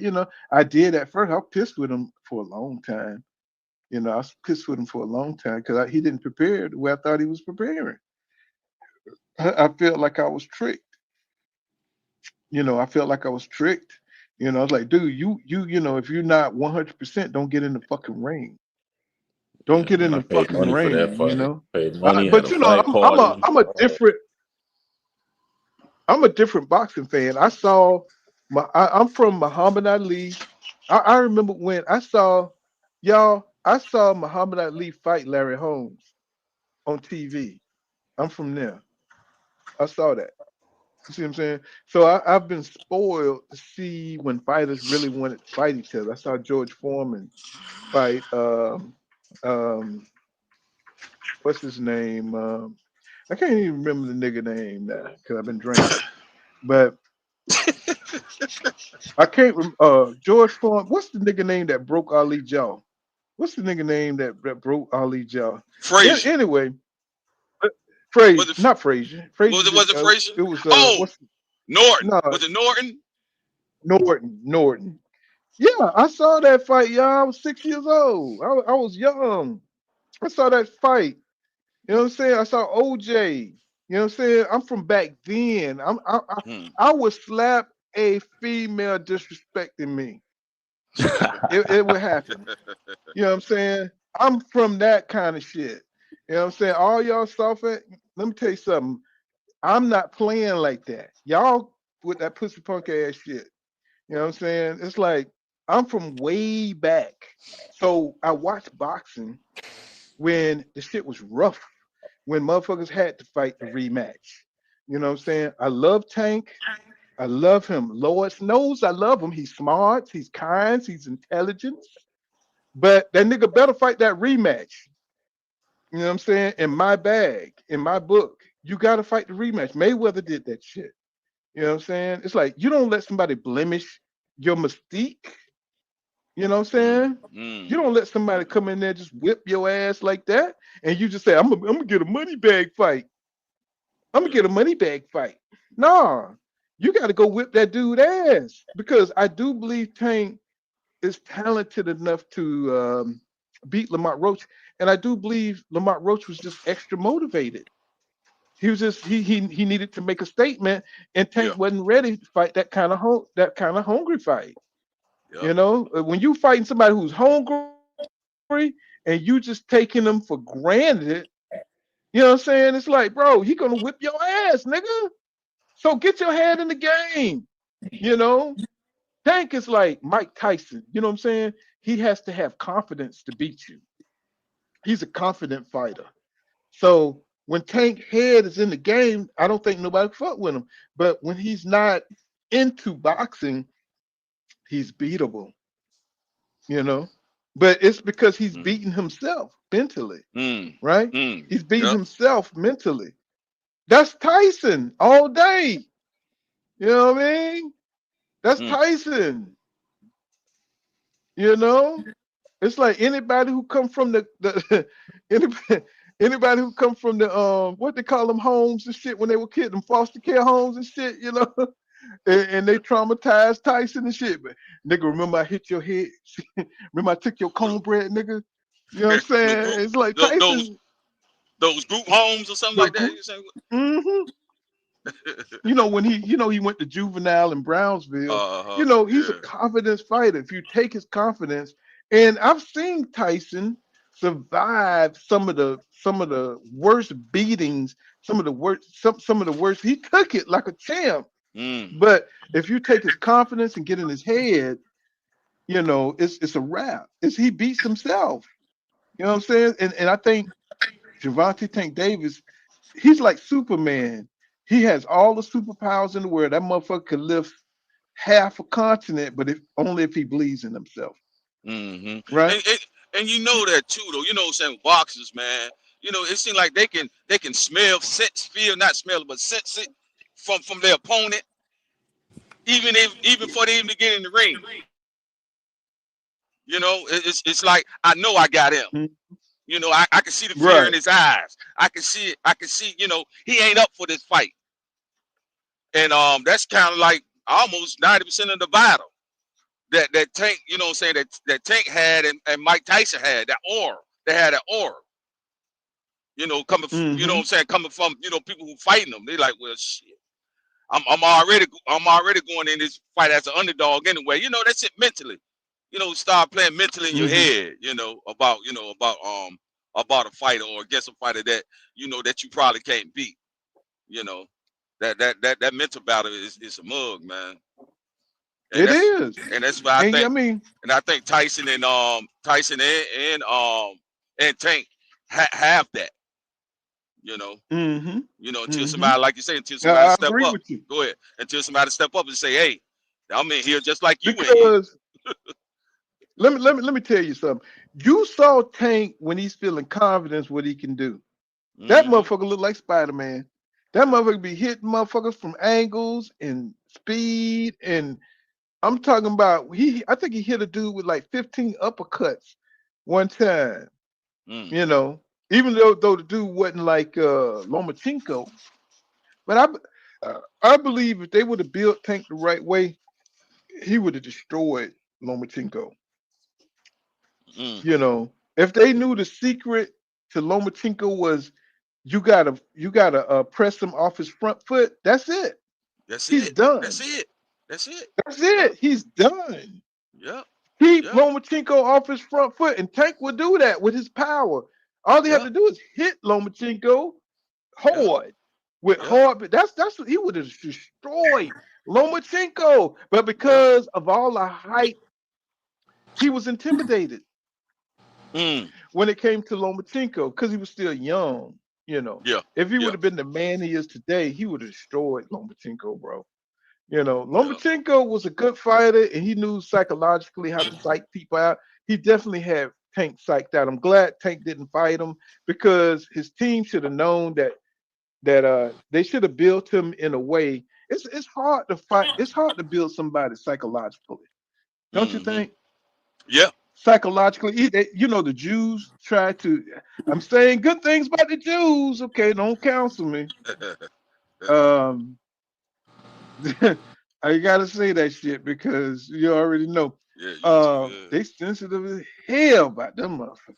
Um, yeah, they definitely had Mike Tyson cocoon. They had him cocoon, you know, so he wouldn't be exposed to other influences. Because Tyson was what that dude that you remember all them the murder, death kills that was happening in New York back in the 80s and 90s with the Black Hand and the Purple Gang and the Yellow Gang that was selling all that dope. Tyson Yeah. was friends with all them dudes. He Tyson used was. to go to clubs with them dudes. Yeah. Yeah. You know Yeah. what I'm saying? So the Jews, they were trying to keep Tyson under control. he was out there in the New Jack City world. Ain't that Tyson was something? in the middle. Tyson used to walk motherfuckers with guns down Yeah, that had aim on him. Tyson should have been gone a long time ago, y'all. Back in the yeah, day, yeah, like that, yeah, you would have been yeah, gone. Tyson used to run with the cocaine and all that in yeah. the head. The Like, gangs, Tyson used to the be right there hustlers. when people Yeah. was getting plowed and they was getting. Tyson was in the middle of that shit. Tyson is a Yeah. crazy motherfucker. Tyson Yeah. crazy, y'all. Yeah. He is crazy. He was with the shits. Like people don't even know half the story of how crazy them guys were. Like the Jamaican gangs, the people that was getting found in the Dominicans, alleys. the Tyson, Dominicans was yeah, Dominican was bad too. Tyson, yeah, Tyson was in the middle, and he did not Yeah. give a damn because of his background. He suffered so much trauma growing up, man. Tyson was crazy, you know. Yeah. I'm not surprised, and you got to have that kind of pathology to be a great fighter. You got to be crazy. You got to be crazy Gotta to be. become a great fighter. And I think Crawford is crazy. I think Crawford is crazy as hell. To be able to go in there, amongst thousands of people, you know, Mm-hmm. supporters, whatever you want to call, and you just believe that I'm just gonna whip this guy ass. And then Tyson, I especially think, that's I think, go ahead. no, I was Go just ahead. gonna say, coming from Omaha, your mama Yeah. never kissed you. Coming from Omaha, I'm just saying, not trying to be funny. Your mama never hugged you. Your mama used to put up a bet. Tough love type thing. Nigga, this is worse than tough love. I had tough love. Mm. She used to bet other kids that you can't beat this nigga. You know what I'm saying? And put up Mm. money to come. You know Mm. what I mean? Mm. Yeah, yeah, yeah, Yeah. yeah, okay. My the worst thing my mama did was lock me out the damn front door when I had some kids Yeah, come after me. And I was probably about yeah. 6 year old, and I had three little niggas. I was new in the neighborhood, and they ran me to the front door, right? Yeah, I've been there, And my done that, boy, yeah. I thought I was home free. My mama locked that goddamn door. I was like, oh my God, I'm dead. Uh, Oh my God, these niggas finna beat me up. But my mama said, you better turn around and you better yeah. fight them. And I was like, what? God, why did can I be born into another goddamn family? Because this shit is crazy. You know what I'm saying? She locked that door and told me to go out there and fight. And I did. And I won. And we became best friends. Mhm. You gotta But don't face your fears, bro. yeah. Hmm. But don't you think he Hmm. should have, you know what I'm saying, trying to get that fight at a catch weight against Canelo That's what Crawford? I'm saying. Say that again. Get it in the catch weight. Fight, you know what I'm saying, fight him in a catch weight, Canelo. You mean a At a Canelo catch weight? weight. He No, even no, owns no. that. The catch weight? Didn't Canelo fight somebody at 155? I think he fight somebody at Canelo weight. You know what I'm saying? A catch weight is a Canelo weight. It's a Hmm. Canelo weight. I would think he would have a better chance with that Yeah. than going all the way up to 160, you know what I'm saying, 168. But I think you said it. I think Dev, I think you said this. $50 million is $50 million. Oh yeah, yeah, yeah. You take the chance now. Oh yeah, yeah, yeah. I'm gonna dare to Right. be That's great. all it is. Yeah, yeah, $50 million is fifty yeah. I'm gonna million try. dollars. Yeah, I'm gonna try. Right. I'm I gonna don't. try. It ain't even about trying. This is my last fight. Fuck what the hell everybody talk about. You know Yeah, what I'm yeah, saying? I yeah. got $50 million. If I get my ass beat, now It I'm gonna is try what to it is. beat this dude. It Mm-hmm. is what it is. You just said Yeah. it. So You just said it, let Philly. me ask y'all this. We talking about confidence, right?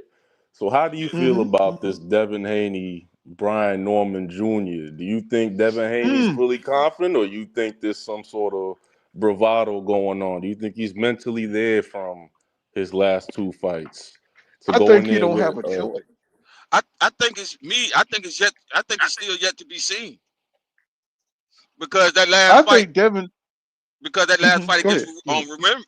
Ramirez, he didn't really, you know what I'm saying? He kind of, you know, ducked the fight, ducked the smoke. They say, you know, he dodged, you know, he ran pretty much. So, But come on now, I think he let's did. give that. Let's give I mean, Devin Haney some break. I Hold on, love just hear Devin. me out. I Hear love me out. I know. I'm not saying you got some kind of secret hatred toward. What I'm saying is, him. did you see the ass whipping he took? Just saying. I know. Did you see? Did you Yeah, see the ass whooping he took? No, we know what Ryan did, but the yeah. mental, psychological damage for Devin to do as well as he did, I'm surprised. We Mm, saw what Roy Jones Jr. looked like after his ass whipping. The nigga was never the same. He couldn't throw a right hand without motherfucking, you know what I'm saying, just hesitating. We were waiting for the speed, you know what I'm saying. Devin went out there, you know, to do what he did. I am surprised. He took a year off and he got himself together, you know. It's almost like mm, when Fundora took that knee from Eric Lubin to mm. gather his thoughts and to Yep. gather, you know, to give himself some time. You got to be smart about getting back. You can't come back too quick. And I think Devin, given uh his challenges when it comes to power, his challenges when it comes to um, you know, what he can do in the ring effectively. I think that Devin, you know, he did well for a person that just got his ass destroyed, right? But Pooh, he Not ain't not do giving nothing. time, huh? He ain't do nothing. He outboxed him. You don't think he outboxed him in that last Man, fight? that fight had a record for the least thrown punches in boxing history. It was a Yeah, stat. but look at the Shakur Stevenson fight with Del Santos. You're That was gonna bad have too. fights like that. You look ugly. Look at the Rigondeaux fight with Casemiro. You know what I'm saying? You're gonna have fucked up fights like that. You know what I'm saying? Because you're not feeling good, or you know, your hand hurt, or you don't everybody don't have the same critical thinking skills as Mayweather. Mayweather's exceptional. Everything now, when I see, I can really appreciate what I grew up with when I watched Mayweather, because we'll never see shit like that again. Mayweather made adjustments. Some people are just born on another level. Some people are just born on another level. The shit we saw Mayweather did with a broken hand, we'll never see Shakur Stevenson do. You know, the shit we saw Floyd, or you know what I'm saying, some of the great fighters did, you know what I'm saying, to come back. We saw Marquez get knocked down by Manny Pacquiao and then came back and made that shit an even fight. You know what I'm saying? We have seen some shit that just don't happen in regular life. You know what I'm saying? So, you know what I mean? I So don't you forgot think what the so hell you we was think talking about. so you You think know? Devin so you think Devin he got a chance against Brian Norman. No. Well, I put it to you this way. Brian Norman haven't shown me that he can box. He can't pursue. He can't pursue on the front foot and box. You know what I'm saying? He can't. I don't think his offense ability, his inside game is off the chain. Devin don't fight on the inside. You understand what I'm saying? It's who can make the other guy fight his fight. And if Devin's on the inside, it's a Brian Norman's fight. But on the outside, Devin rules that territory, right? I don't think Brian Norman hasn't shown me that he can cut off the ring enough to force Devin to fight his fight. Now, can he cut off the ring enough to get in a couple of shots left or right when he's trying to break left or right?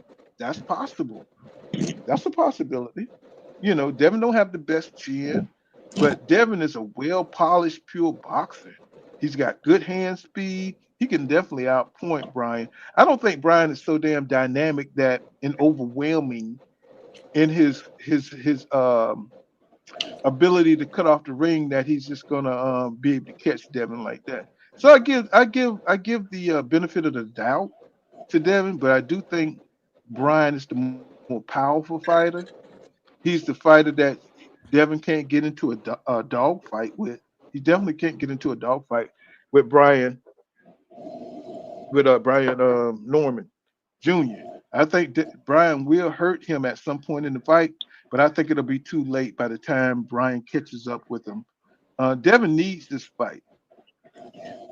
He needs this. He needs to perform very well, and I think we'll be surprised. Tell you the truth, some reason I just think Devin is gonna. This is gonna be a signature fight for him, almost like Regis Prograde. I don't see nothing where Brian is so explosive. You know what I'm saying? Where he's like, God damn. You know how we used to see when Manny Pacquiao knocked out what's the white guy name from England? We don't see shit like that from Brian Norman. You know, he's not explosive like that. He's a cumulative type of puncher, and I don't think Devin's gonna be there for him to get hit. I'm glad I said that because King Judah here. I'm glad I said that. What's going on, bro? What's going on, King Judah? You heard me protecting your boy.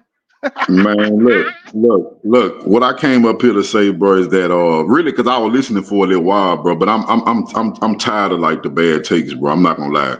I hear a lot of bad takes and a lot of like, just flat out lies. Now I understand the opinions. Now if you somebody that say, man, look, Devin Haney can't take a punch, Brian Norman Jr. gonna catch him, hurt him, or flatline him, I don't have no problem with that because that's a real possibility.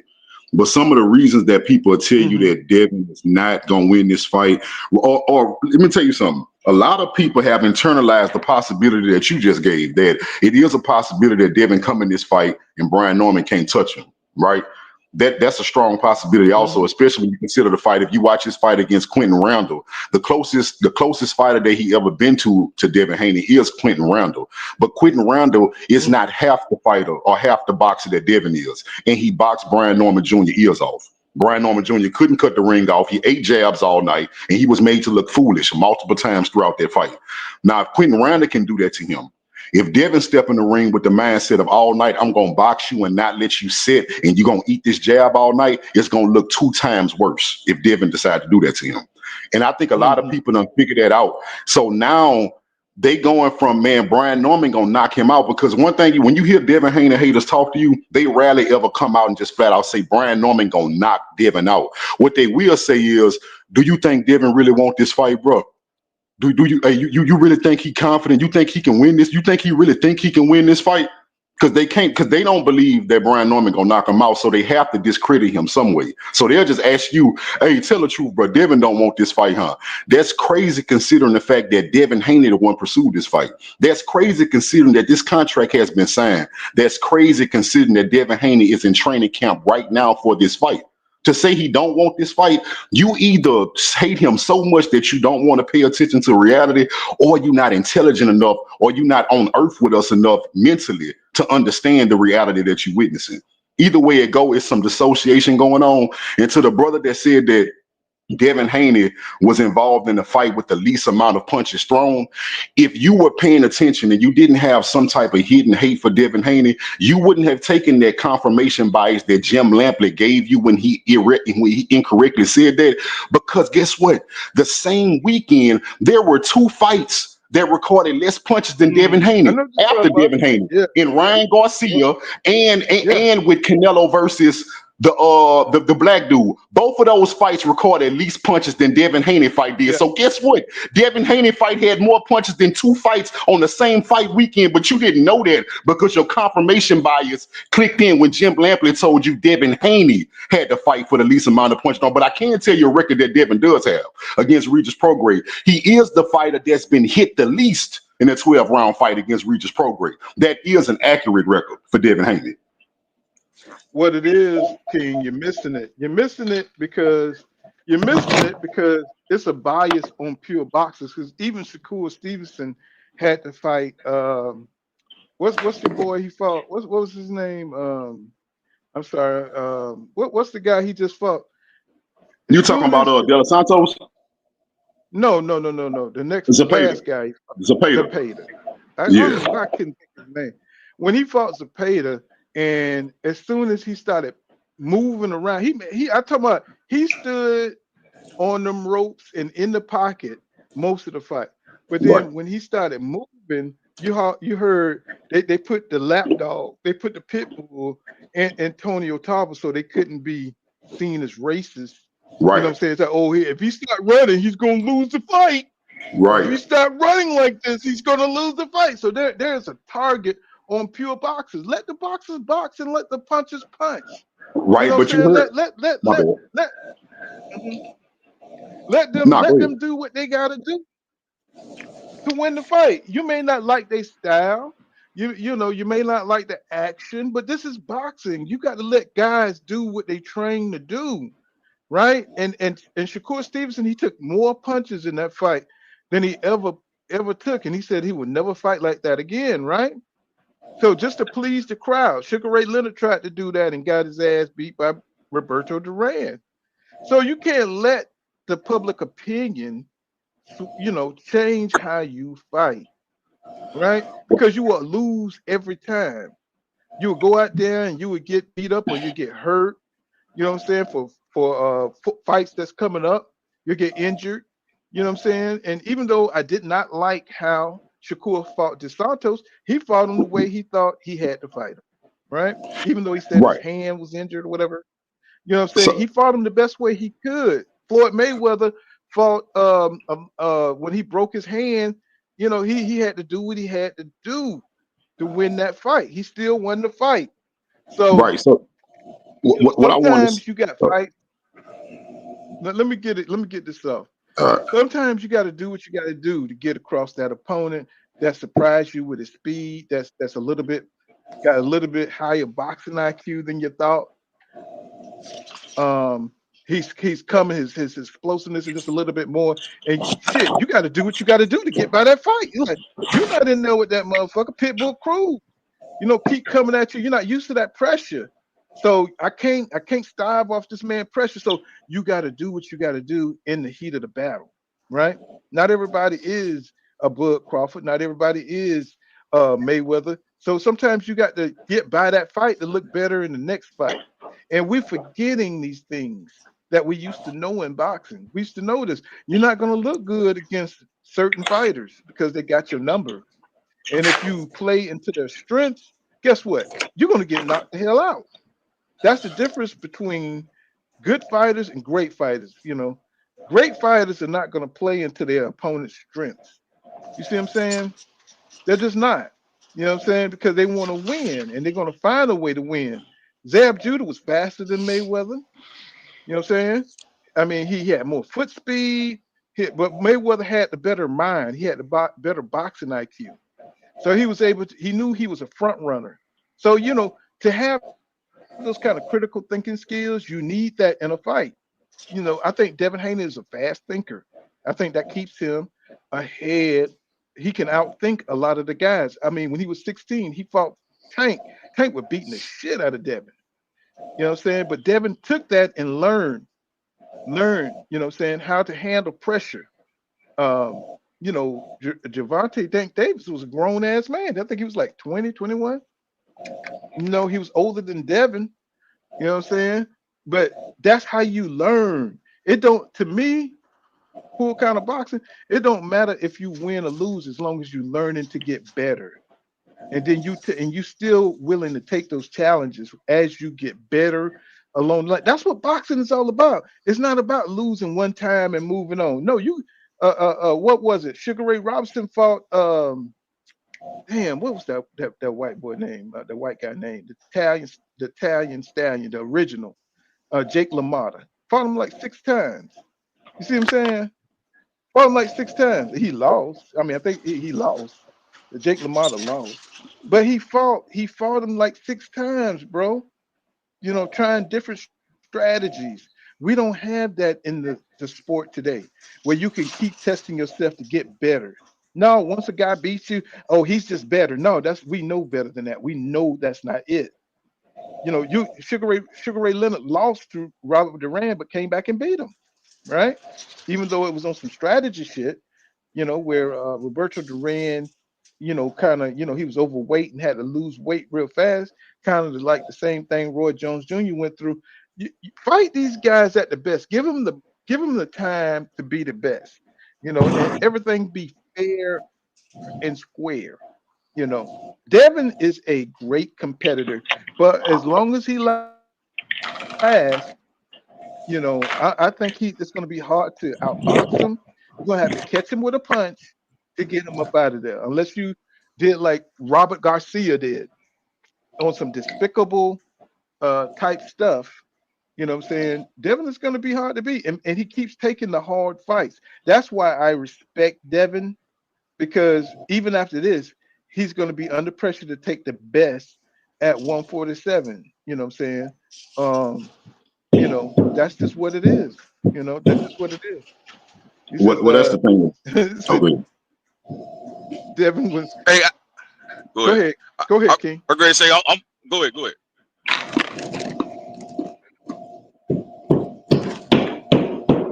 Who wants to fit? Well, let Willie speak. He just came back into the Yeah, chat. my Go fault, ahead, man. Willie. I had dropped off. I had a phone call, but I had a question though, Bull. Who is building? Had Somebody is building a house in this motherfucker. Who is building the I house? know that should sound like it, don't it? Somebody's Oh building no. the damn house.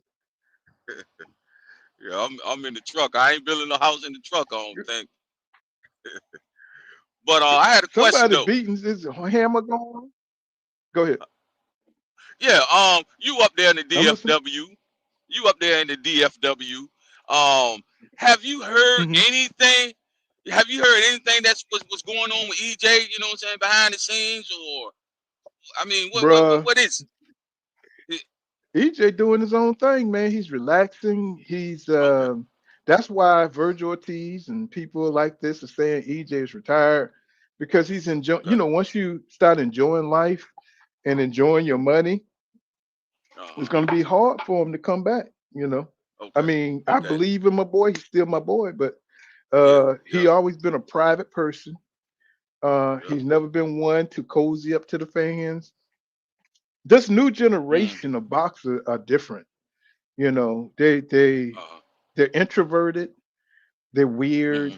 mm-hmm, They may have a black outside, but who knows what's inside that motherfucker? It's like, they don't connect with people. mm-hmm, They just keep their shit to mm-hmm, themselves, mm-hmm, which I respect in a certain. But when it comes to a fan friendly type of sport like boxing, people, you got people wanting to know what's happening with you. But EJ, I think he's sparring. He's trying to slowly get his confidence back. I heard he's sparring. mm-hmm. He might fight Jamel Charlo, and that might be it. It might be the last Yeah, fight. I don't think yeah, I don't think he wants to come back against somebody who's active like a Fedora. I would, you know what? If he fought Keith Thurman, and that would yeah. be, if he That's what fought I was Keith thinking about Thurman, too. that would be the shit for me, because Yeah, that would complete the 147 episodes. If he fought uh huh, Keith Thurman, I think that would end it for me, because I know EJ done been through a lot. yeah, He's got his family. I think he's pretty content, and that's the problem with him. I think as a fighter, when you become content, that's probably pretty much the end of your career. You mm, know, you got to stay hungry. You got to, yep. you remember when EJ knocked out what was that little light skinned dude, Over Leonard. there in England. Oh, go ahead. No, the other dude that he started doing his waist. He started doing the little, saying, give me the belt type shit. Once you lose that hunger, it's just, it's just a spiral on the way to the bottom. Uh, And he only lost one fight. It's just that's it. crazy.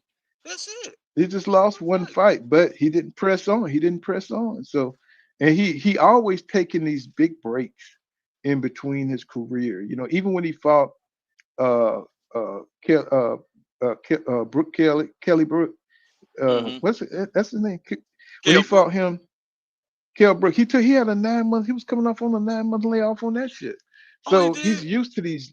Yeah, he's used to these long layoffs. That's just his mo. So, you know, even though he was good at what he did, it's just he's gonna have to show the boxing people that he's really wanting to fight and he really wants to come back. Yeah. I don't hold it against him. Yeah. He's human like Okay. everybody else, you know what I'm saying? So, Yeah. these guys been fighting for a long time. So who knows what kind of mental effect it has on him. I'm just glad that he's healthy and he's able to take care of his children, and he's got a good payday. I wish him well. I wish him well. Yeah. Eric says, point. Go ahead. No, I was saying, go ahead. That was my thing too, man.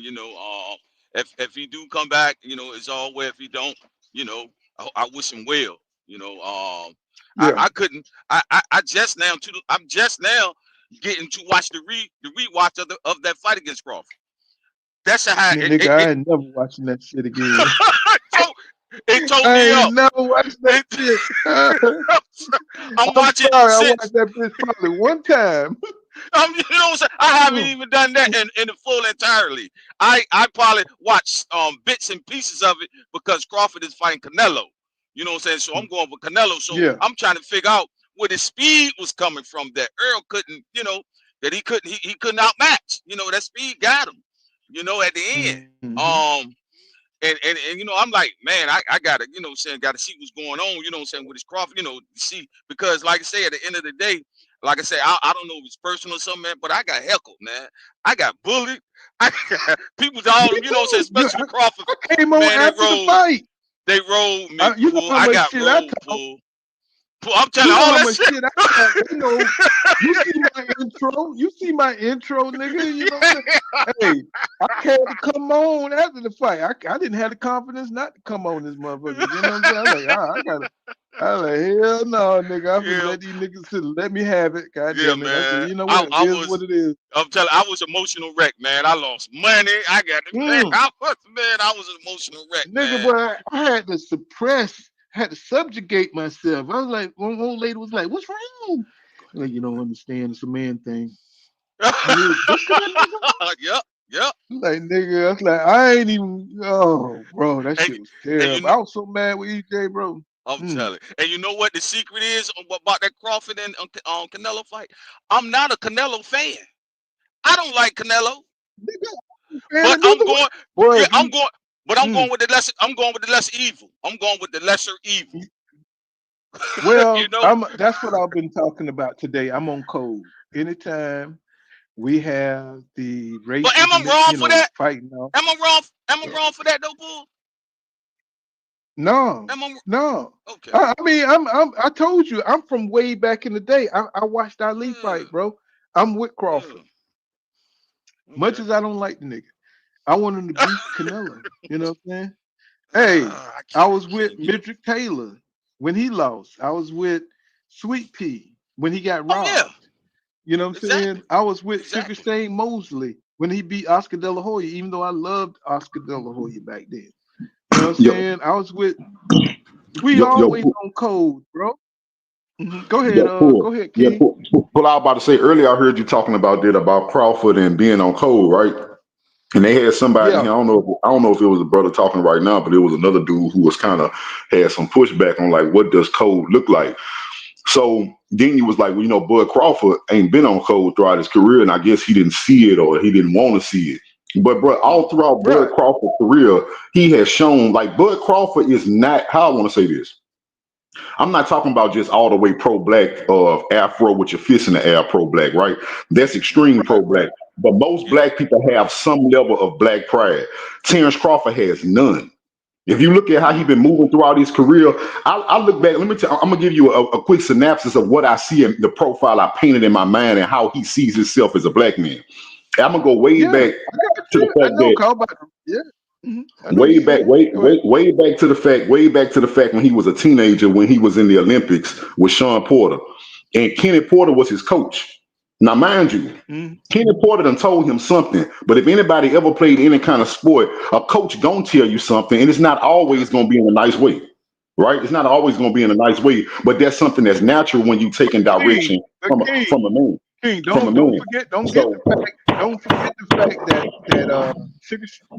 forget the fact that his daddy was over them, and Crawford was acting up. He was that's what I was about to say. Up in the camp. That's what I'm about to say. He was acting up. He was acting up. So all Kenny Porter did was went there and did what a man's supposed to do. You in charge. He took control of the situation. Told Crawford whatever he told him. You gonna have to cut that bullshit out. Nothing wrong. They say that after that fact, Crawford went and found Kenny Porter, a grown ass man outside, and was huffing and puffing with his fist ball and wanted to fight Kenny Porter. You was a teenager ready to fight a grown black man. Now remember that because I'm going somewhere with that. Now later when you get in Bud Crawford's career, when you watch his career closely, right? The people of his age group, his actual peers, he didn't fuck with none of them. If you look at Terence Crawford's closest friends, it's the generation after him. He close to Shakur, the Devins. He waited a whole generation before he bonded with another black man. Right, but if you look at now I'm gonna go back to the Kenny Porter, but this an older black man supposed to be an elder in your eyes, and you was ready to whoop that man's ass because he stood up like a man and did what a man's supposed to do. But every time you see Terence Crawford around a white man, whether it be a white fighter, one of his white peers, or a white producer, promoter, or anybody in boxing, he is all smiles, showing every last one of his nigga teeth for a white man. For a white man. Then on top of that, they asked him about Bob Arum, who was fucking him in a my bad, Paul. Who was messing over him, and all the black fans, even black fans that wasn't Terence Crawford fans, was still telling Crawford, you need to get away from that white man. He don't respect you. He using you. You can do better if you get off the top rank. They was telling Terence Crawford that for years. Not only did Terence Crawford not leave at first, he turned around and told us, y'all don't know Bob's heart. He was ready to defend Bob's heart, but he was ready to knock Kenny Porter teeth in. This is who you dealing with. Now, I got one more. Real quick. One more. One more. Last point. When he was getting ready to fight Errol Spence, when everybody kept pounding him, calling him the B-side Bud, give Errol Spence, because he wanted all them concessions. We was like, look, bro, respect Errol Spence as the A-side. He put a lot of work in. He sell a lot of tickets. Respect that man as the A-side, because guess what? If you was fighting against a white boy, Terence Crawford, you would respect his A-side. You only wanted Spence to give up concessions to you because he was a black man. You wouldn't have did that shit to a white boy. But not only did Crawford keep going with it, Terence Crawford doubled down and said, okay, y'all gonna call me the B-side. He told all his fans to boycott all Spence fights when everybody kept pointing out how many tickets that Errol Spence sell, that Errol Spence was a main attraction. He told everybody to boycott a black fighter. And I don't know if y'all understand how boxing works. He was directly telling other black people to boycott a black fighter in a black business. This is who you're dealing with. That's why I can tell you that Terence Crawford has never been on code. But like Poor Counter say, I'm always on code. So I will be rooting for Terence Crawford against Canelo. But what I want to say, King, and I'm not negating none of the things that you said, because that's what I was pulling out, is that it's not just Crawford, it's our whole fucking community. We think like this. We were trained from the time before we were born to praise who? That's the only way. That's white survivalism. They have to put this in our minds to make sure that they exist. Most of the world is of color. Most of the world is of black people. If they do not create a system to where we are brainwashed so they can survive, they would get bred out by black people. So they have to create this system, and they have to be aggressive about it. Every black man in America, you know what I'm saying, was born. Look, when you watch Happy Day, I don't know about how old everybody is, but when I was growing up, I watched Happy Days, 8 is Enough, and I watched all this shit where My Three Sons, and I watched all this shit where, you know, white people were the best. They was the example. You know, white women was the most beautiful. You know what I'm saying? We are trained by propaganda through Schoolhouse Rock. We are trained through Willie Lynch. Willie Lynch was how to get the slaves to enslave themselves. That's basically the simplification of it. You know, saying to get slaves to take care of themselves. It's going through feminism. It's going through a lot of different things that they've done. So when I was born, watching Sesame Street, all of it's in there. You know, you see Walt Disney doing now with the LGBTQ community, putting that stuff into the children's. And so we're programmed. You know what I'm saying? It's not Crawford's fault, man. For generations. Yeah, for generations. We still affected by the shit now. You know what I'm saying? Because sometimes when you see white people, we're programmed to accept them. You know, when we see a black man, we're programmed to do. We see how we shoot Ain't that each other something? and how we destroy each other so quickly. We'll buck up at a brother so fast that Yep, disrespect us. But boy, yep. that little small white man with the glasses, we'll be like, we'll give him a chance. We'll be open minded.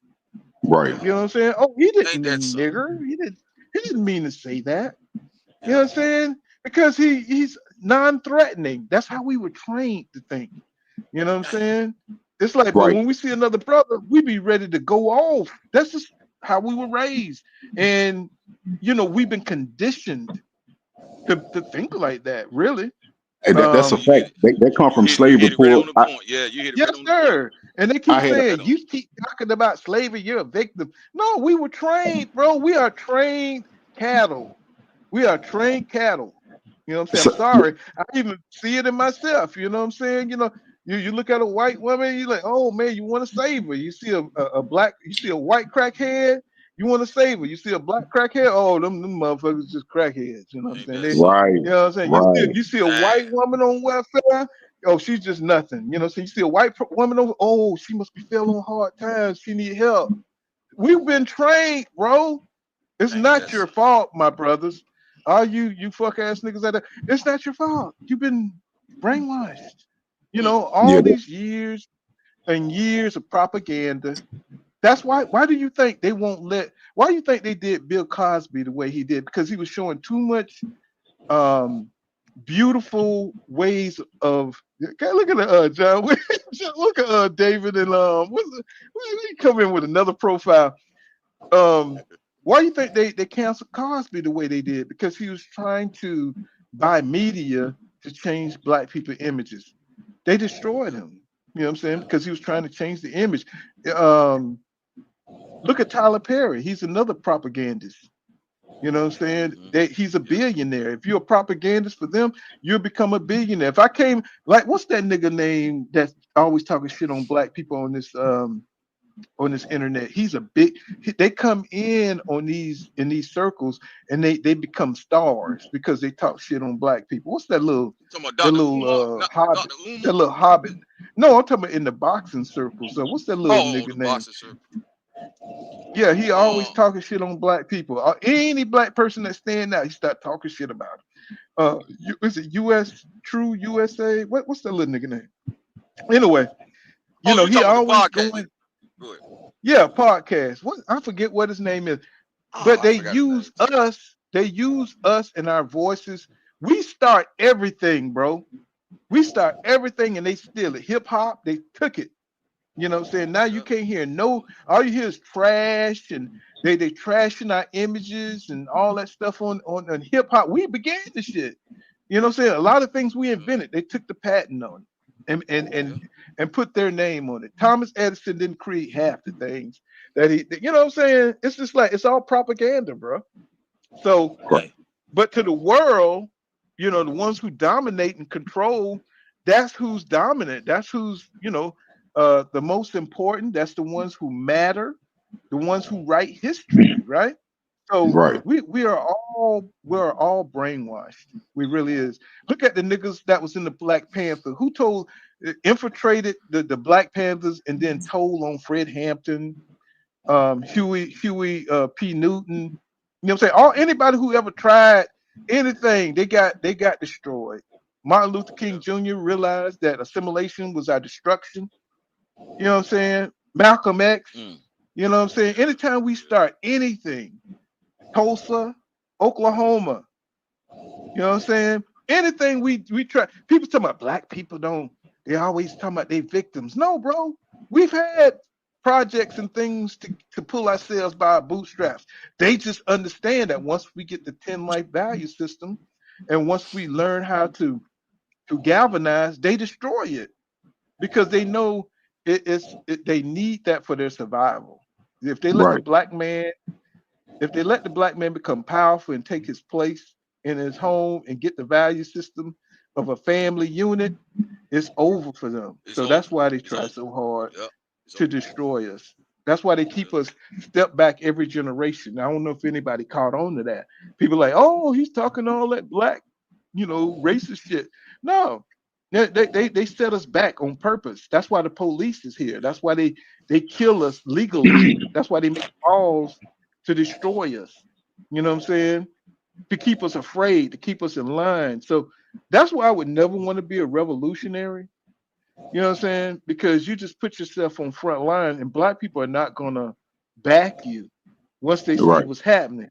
Now, maybe 2 or 3 generations from them reading how they destroyed your body and destroyed your family, somebody may come up, you know what I'm saying? Maybe a Hannibal might come out, you know what I'm saying, of that situation, backed by God in the burning flame.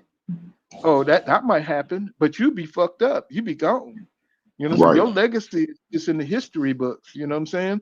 But black people ain't gonna help you as long as Fred, who has came to Fred Hampton, um, who has come to pick up the mantle, for him? No, nobody. You know what I'm saying? Because more and more we getting away from our ancestry. We're not teaching it. We are a people who learn from storytelling.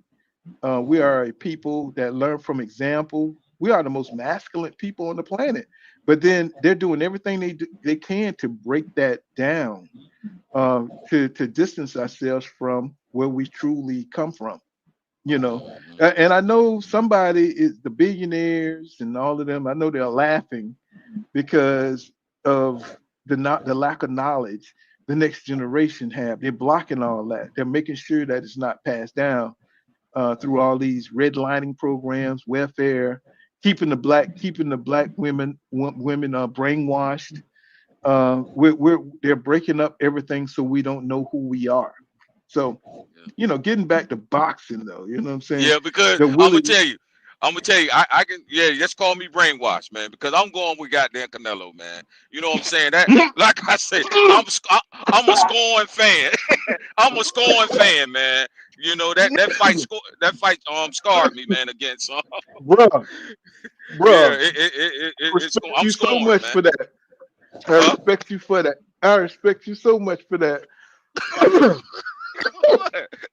I Nigga, mean, that's just the boy, way I I just feel, ran down. man. I just ran down That's the history of Harlem to you, nigga. Say, you know what? Just call me brainwashed, nigga. That's what I love, nigga. You got to come back on my goddamn channel, nigga. That's what I'm talking about. That's what I'm that's talking being about. That real. nigga is That's owning. that's being real, man. Oh, hey, I mean, but you're right. It could go. It could go either way. You know what I'm saying? yeah, yeah, yeah, yeah, I yeah, just yeah. let me tell y'all something, man. I'm gonna tell you how complicated this is because on one hand, y'all know on this channel, it's no secret I don't like Bud Crawford. And y'all know I don't like. Y'all know I really don't like Canelo Alvarez. Yeah. Y'all know I Yeah. really hate. Y'all know I hate him because he's a cheater and da da da da da. Yep. Blah blah blah blah blah, as the young people say. Um, but Yeah. at the same time, I don't. I think these are fake legacies, in my opinion, because of what they did to climb the ladder. But I think they're fake. I think there's a lot of fake legacies going on in boxing right now because of what they did to get to the top. Yeah. Um, I don't want to see, I don't believe Usyk is an all-time great because I thought he got beat by the British black boxer. I thought he got beat, and I think they just overlooked that shit. I think there's a lot of cheating. I think there's a lot of posturing going on. Let me see. I'll put the link back up if you want to. Mm-hmm. I think there's a lot of I think that there's a lot of crafting going on in boxing. Um, but at the same time, I don't want Canelo to win. I don't want Crawford. I hope they go in there and knock each other out at the same time. That'll be It's like beautiful. that would be beautiful, you know. But they actually took the fight. Crawford actually took the fight. If Crawford gets in there, he's gonna break a lot of hearts. He's gonna break a lot of hearts if he go in there and he just lay down. Man, I may take another year off. Me too. Um, Because I may I take got my. another fucking year off. Go ahead. I'm telling you, I'm just because I got bro. my. I can't deal with I can't. these niggas not taking boxing seriously. They just trying to make a bag and get the fuck on. I'm like, bro, get your ass in there. You done build your career. Get in there and fight somebody, you know. Exactly. And then it's Exactly. like hard for you to have that kind of attitude because he fought Manjanov. Manjanov was a beast. So you're just kind of like left confused. If he goes in there and he don't give Canelo everything he got, I'll be confused. I would be Exactly. confused. Exactly. Why would you Exactly. build yourself up just not to give it your best effort? Do another. You know, Be doing right? another You Charlo. get, Be doing another Charlo. bro. That's why I don't want to hear from Charlo. I'm pissed Yep. Yep. with Charlo. I don't want to hear it, bro. You know, you talked all that fucking shit, and Yep. you became undisputed at 154. Got everybody to believe in you. You know, and now he just came out with this. You saw the little lion Yeah. eating the Yeah.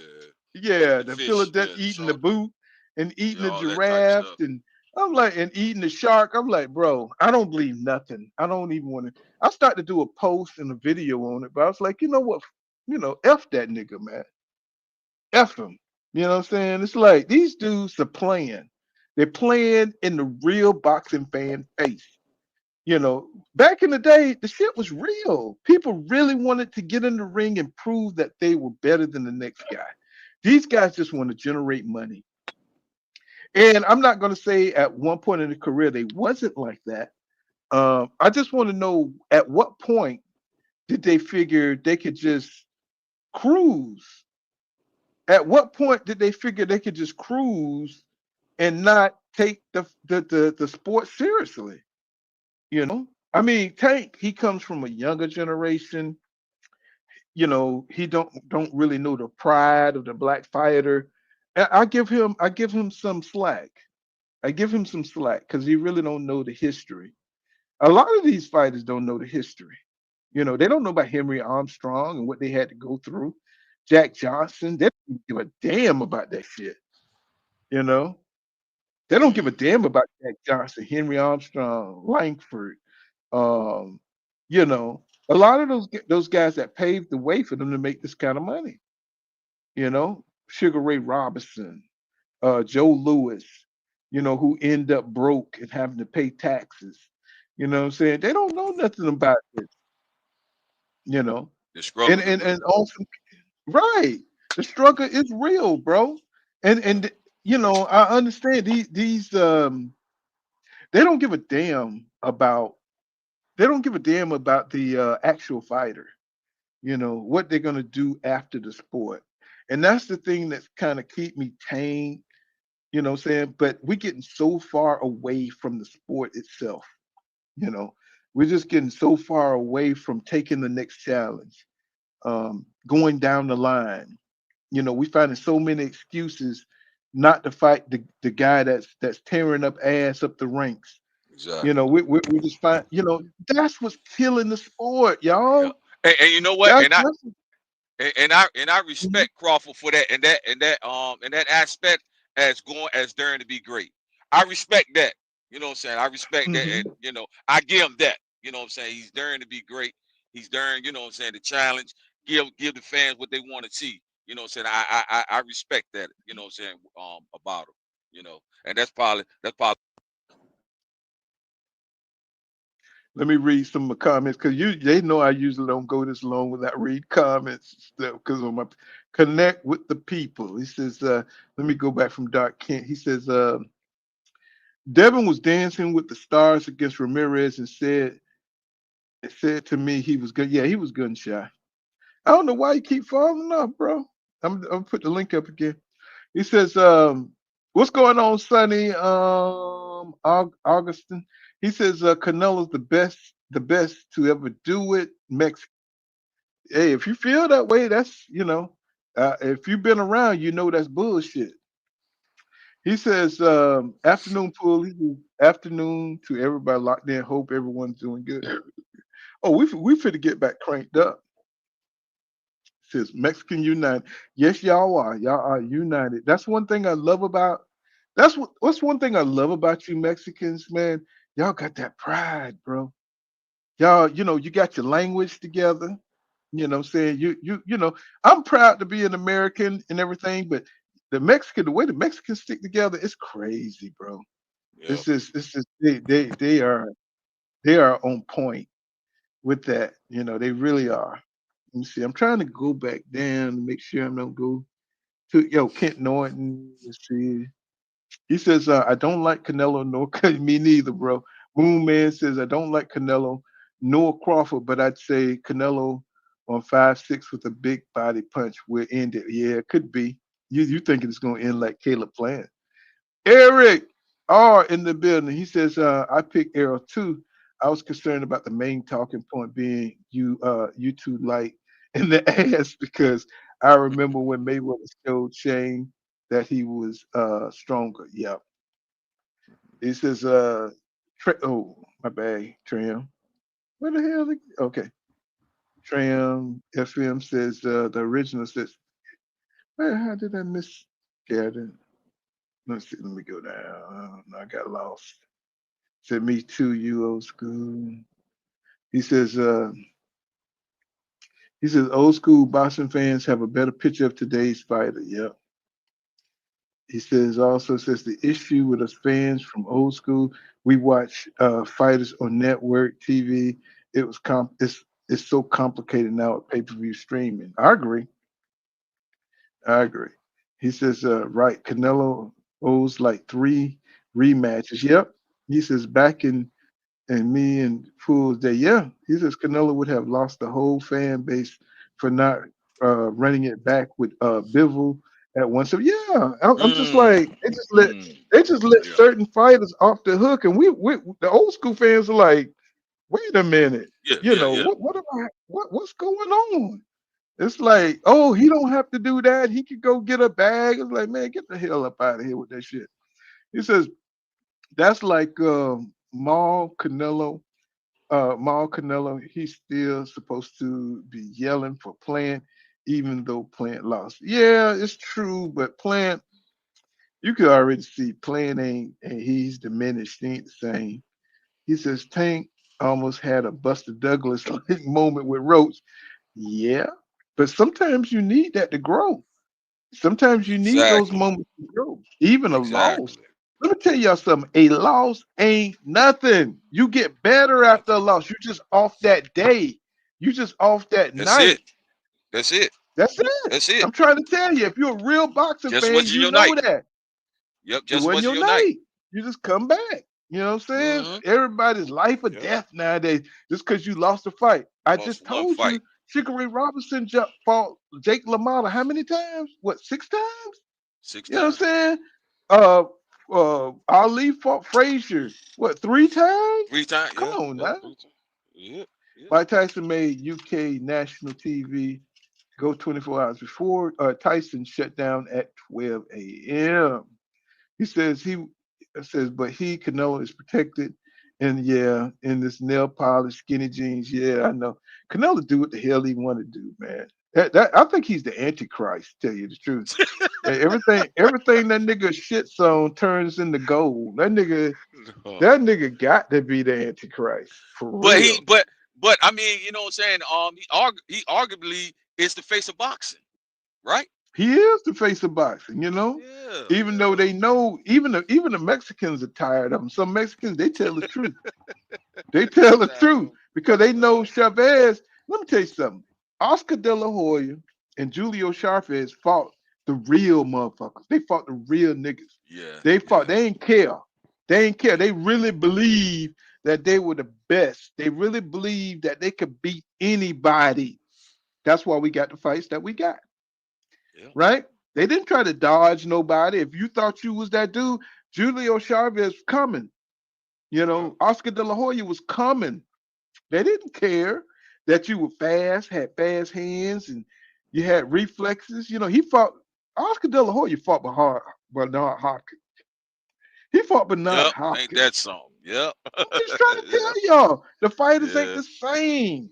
Yeah. Even so, when I saw Oscar De La Hoya, I don't know if you saw that video of him saying these fighters in this ears are soft. He said that.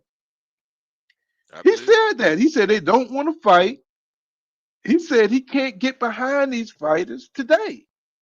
Right? Mm. You remember you saw that video? where he said he can't wait till his era's over. No, I ain't heard him Look it say that up. though. But Look it up. yeah, Look it up. He said he can't wait till his era over because these fighters are trash, basically. He said we're back in bed at let's see. Nerd says no need for a rematch after he whips on Bud on Netflix. He may circle the block and whip Big Charlo. Nah, I doubt that happened, Trans. He says I'm edging for Canelo weight and quality of opponents. And he says I love Crawford though. You know, he said I knew Tyson was crazy when he the reporter he would grape him at Lennox yeah, Lewis face off. yeah. He got made a comment about that. Yeah, Tyson. Yeah, I used to no, he love was that. I used to crazy. love that. I used to love that Kill and Peel skit when he came out like he was Tyson. And you remember what he said? No, That shit had me wrote. Oh man, I can't even say it on YouTube. He says, "I'm confident of this." He says, "If Canelo delay a counter due to age, where Crawford would pop him." You know, it's definitely something that stimulate imagination because we really don't know what's going to happen. But one yeah. thing I What? know What? about Go ahead. Crawford's defiance. Crawford is defiant. Yeah, He yeah, he definitely want to upset the apple cart. yeah, yeah. And he is that one dude that you don't want to be against because he's got something in mind. Let me tell y'all something. Crawford is a strategist. He has something in mind. I don't know if it'll work or not, but he got something in mind, something he Hmm. sees. And if not, it's just for the money. We'll see that too. But I do think Yep, yep. that he's going to give Canelo a hell of a fight. And you know, I mean, and this one thing that we do know about the both of them. Crawford is faster than him, I believe. Crawford is quicker than him. You know, Yeah, yeah. he has that. But the thing is, you know, when is he going to be able to pull that trigger? When able he's going to be to take take full advantage of that strength of his. It's Canelo. I just think it's a willpower. I think whoever has I guess what I'm trying to say and do they will what I'm saying, put their will on one another. Whoever Hmm. dictates things, Whoever can make the because other one fight, they fight. exactly, because we know Canelo like fighting on his front foot. He don't like fighting on his back foot as much. He probably can do it, but he prefer on his lead foot. So Hmm. can Crawford, what I'm saying, counteract that, keep him going Well, the backwards. problem is you should never be able to get hit by a boxer by leading on your front foot. You see what I'm saying? Not a great Mm, fighter. You know, yeah. once a fighter see that you loading up on your front foot. So I'm trying to figure out what the hell is Canelo going to do because he's not going to be able to hit Crawford loading up on his front foot. He's not quick of feet. Crawford already has the reflexes, and he's already smart enough to see if you get up on your front foot, you're about to punch. So there's a lot of things that's going on that's behind the scenes that goes to skills, Yeah, and he has yeah, quick yeah, yeah. hands.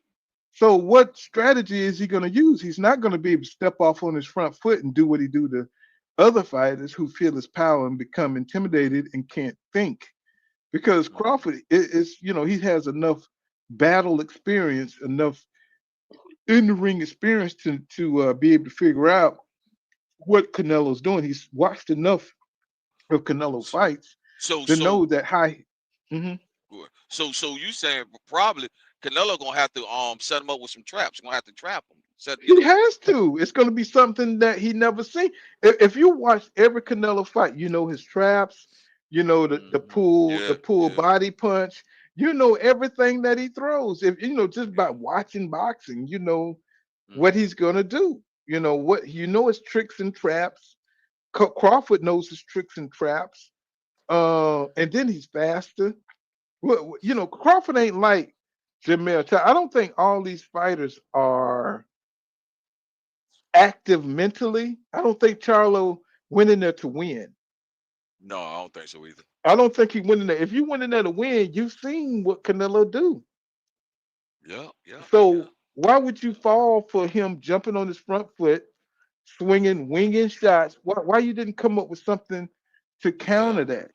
yeah. That's what makes boxing fun. When people are actively competitive, mentally, physically. And I think Crawford, I don't think Canelo is used to that, to a fighter that's really trying Mm, to beat him in the art of war. You know, mm-hmm, mm-hmm. somebody who's Thinking trying to in there. step up, That's somebody thinking. who's really trying to Yeah. step up, you know, to Mm, upset the apple cart that I'm mm, just not going to bow down to King Canelo. mm, mm. And Yeah, I think that that's going to be Canelo's downfall, you know, because usually he's used to putting on the pressure, getting in a yeah, couple of thumps, you know what I'm saying? Hit, you yeah, know, outsmarting them with a couple of hard punches and winning the yeah, fight. yeah. You know, And I I, and don't, I, th- I and think and I think that's mhm. half the battle for Crawford. I think that's half the battle for Crawford. Like It's you what they saying. say boxing is like 20% physical and what Uh-huh. 80% 80% mental. mental. And I think Yeah. Crawford I mental believe that. game is I think Crawford mental game. That if anything, if he don't get knocked out and he can make this a boxing match, I think Yeah. we'll be surprised at the outcome. You know what I'm saying? I think we'll be surprised. Mm. Because when I see Right. Canelo move in the ring, I'm not impressed. You know, I'm just surprised that he's able to reach people the way he Yeah. does. You know, Yeah. break right, break left, they get caught. You know, Yeah. they get hit to the body. They allow Canelo to press him, you know, and beat him to the body. Callum Smith, you know, backing up. He's twice the size of Canelo, backing up Yeah. against the rope, letting Mm. Canelo. I was like, what is going on? Is this a script? You Mm. know, all But you they do is back up against. Mhm. but experience, you know what I'm saying, helps out a lot too. You know, he don't had it Canelo, let me almost, tell you yeah, he something. don't had almost 70 fights, right? Close to it. Let me tell you something. Experience don't you don't slow down for a motherfucker trying to cut off the ring. That's all I'm saying. Okay. You don't slow down to let somebody cut you off, you know, and beat you to the body. Some of that shit is just scripted. You know, I was like, bro, come on, why are you standing there letting Canelo hit you in the solar plex, and you standing there letting Canelo hit you in the kidneys? And I was like, bro, you too big for that. I'm sitting there screaming at the screen. All these people do the same thing. Let Canelo cut off the ring. It's like you could be throwing counter punches. Did you see how Mayweather countered Canelo when he backed him up against the rope Mm-hmm. Yeah. and then he turned his back? What did he do? He turned his back to the center of the ring. Yeah. That's all that takes. Yeah. If you've been watching boxing enough, you could tell when motherfuckers in the acting. You know what I'm saying? Because it don't you don't get stuck just because somebody cuts you off the ring. You know what I'm saying? You got punches coming back. You got a defense. You know I what I'm guess that's saying? when the IQ. I guess that's when the IQ come in. That though, your IQ. You I know, don't even some think people. it's IQ. Some of these You know, fights I think were brought and paid for. I'm sorry. I you just think think so? it was. I really do. You know, it's a You know, dangerous fight. cause I mean, it's a dangerous game to be playing games with it. You know, I don't hmm know. I don't know. I don't know, man. You know, some people, yeah. I mean, we done heard over the years. Some people, you know, done took a dive and things of that that's what nature. I'm And saying. yeah, yeah, I think some of these fights were brought and paid for to build and pad his I can record, believe that. I can believe that. I can believe that. like that European tour he took. I think that was brought and paid for. He just, you know, he's pretty much established himself as the king of boxing, and he controlled the politics of it. He's changed the computer all levels. He dodged David Benavidez. He just took control of everything. I can believe that. I can believe that. And Yeah, right, he didn't have to fight David Benavidez anymore. He they yeah, made yeah. David they did David Benavidez like they did Andre Ward against Triple G. Remember? You remember that? Yeah, you think so? It could, yeah, because he won. Yeah, Remember? Andre Ward wanted to fight Triple G. They yeah, knew yeah. Triple G wasn't ready for no Andre Ward. HBO Yeah. made Andre Ward move up to light heavyweight. Wait, 175. Yeah, You know, yeah. yeah, made him move up to light heavyweight. It did the same thing to David Benavidez. He was a threat to the Golden Goose. Mm, So they had to get him up out the way. You know what I'm saying? But Ward was the only gold medalist during his time mm-hmm. on the American Yep. team. They knew Ward was going to destroy Triple G. He was going to expose him. Ain't You that know, something? so they had to make him move up. You know what I'm saying? Before they destroyed the little whatever they was trying to build. You remember when HBO was trying to build the Europeans, the Yeah, Europeans and stuff. And yeah. With the of course, what's that? Klitschko brothers or something? and everybody Klitschko. was so Klitschko brothers. Mm-hmm. Mm-hmm. hmm They was Yep. trying to build up that European stuff, say 'cause there was too many blacks dominating boxing. Yep. You know what I'm saying? He says, Mm-hmm. Doc Kent says, let me see, why did he keep going back to that guy? He says, right, Pool. He says, Roy Jones, UD, a prime, but not Hopkins with a broken hand. Yeah, I'm just saying. He says, EJ, in my opinion, is retired. Yeah. So if he's active fighter, yes, he should rematch Bud, but I'm not biased. I'm apologize for my skin complexion throwing you off. He says Bivol offered to come down. Yeah, he sure did, and he didn't want none of that smoke because he knew what time it is. Mm-hmm. Bivol is a cerebral fighter. He's not just a brawler, right? He says Yeah. Canelo should rematch. Man, Canelo Nah, I don't think he gonna step back up to that he's never Mayweather. gonna fight. There's two fighters that Canelo's never gonna fight. And that's David Benavidez, the Videz, Mexican yeah. monster, and there's Bivol. Bivol. That's not gonna happen. Mm-hmm. Yeah. Mm-hmm. And that's sad though about, what I'm saying, Benavidez, that's sad, man, because that should be, because it's for their culture. It's for their, Mm-hmm. what I'm saying, for their peoples, man. And Right. like I say, Canelo really don't need it, tell you the truth. He don't need it. No, But because he's in yeah. established, like you He's say, got he all established now. Yeah, he established it, man. And yeah. he's ruling boxing in a way that I've never seen been done. Even Julius Sarfez didn't run boxing the way Canelo is. Hey, Tremaine Smith, man, what's going on? Let's get you in here, man. I ain't hear what you had to say. We just been running, running, running. Yeah. What's up, Tremaine? What's going down, Pooh? What's up, man? You know how we do. We get passionate over here. We just be talking. Yeah, no problem, man. Mm. Hey, I just wanted to add to it, man. Last night, man, I had the opportunity with my wife because she ain't a boxing fan, but last night, I had the opportunity to show her the You kind of me and cut her off. watch together the Hagler. Can you hear me? Yeah, go ahead. You just been cutting out. Go ahead. Can you hear? Yeah, it's Yeah, just me and cutting her out at watched the moment. Hagler and it keep cutting out? Yeah, every now and then. Let me see. You said y'all watched the Oh, Hagler. What fight? and Hearns fight. Hagler and Okay. Hearns. hmm And then after we watched the Hagler and Hearns fight, the Sugar Ray and Hagler fight. And hmm she was man, we watching this 1, 2 in the morning. She going crazy. And I told her that's how boxing used to be. So one of the mm big differences is, man, I think you touched on it. Boxers were they strive to go against adversity. hmm And it's okay to lose. It used to be Yeah, okay to lose because yeah. true greatness was found through adversity. And that's where you got like mm Muhammad Ali, Exactly. Sugar Ray Leonard, and all the other greats before them and after them. And now it's just different. It's just they don't want to go through anything. Everybody want to have a perfect record and keep their brand up. And hmm even when you touched on you know, what's that guy in Dallas, the fighter that lost to Crawford? Earl, EJ. Earl, yeah, EJ. yeah. Hmm.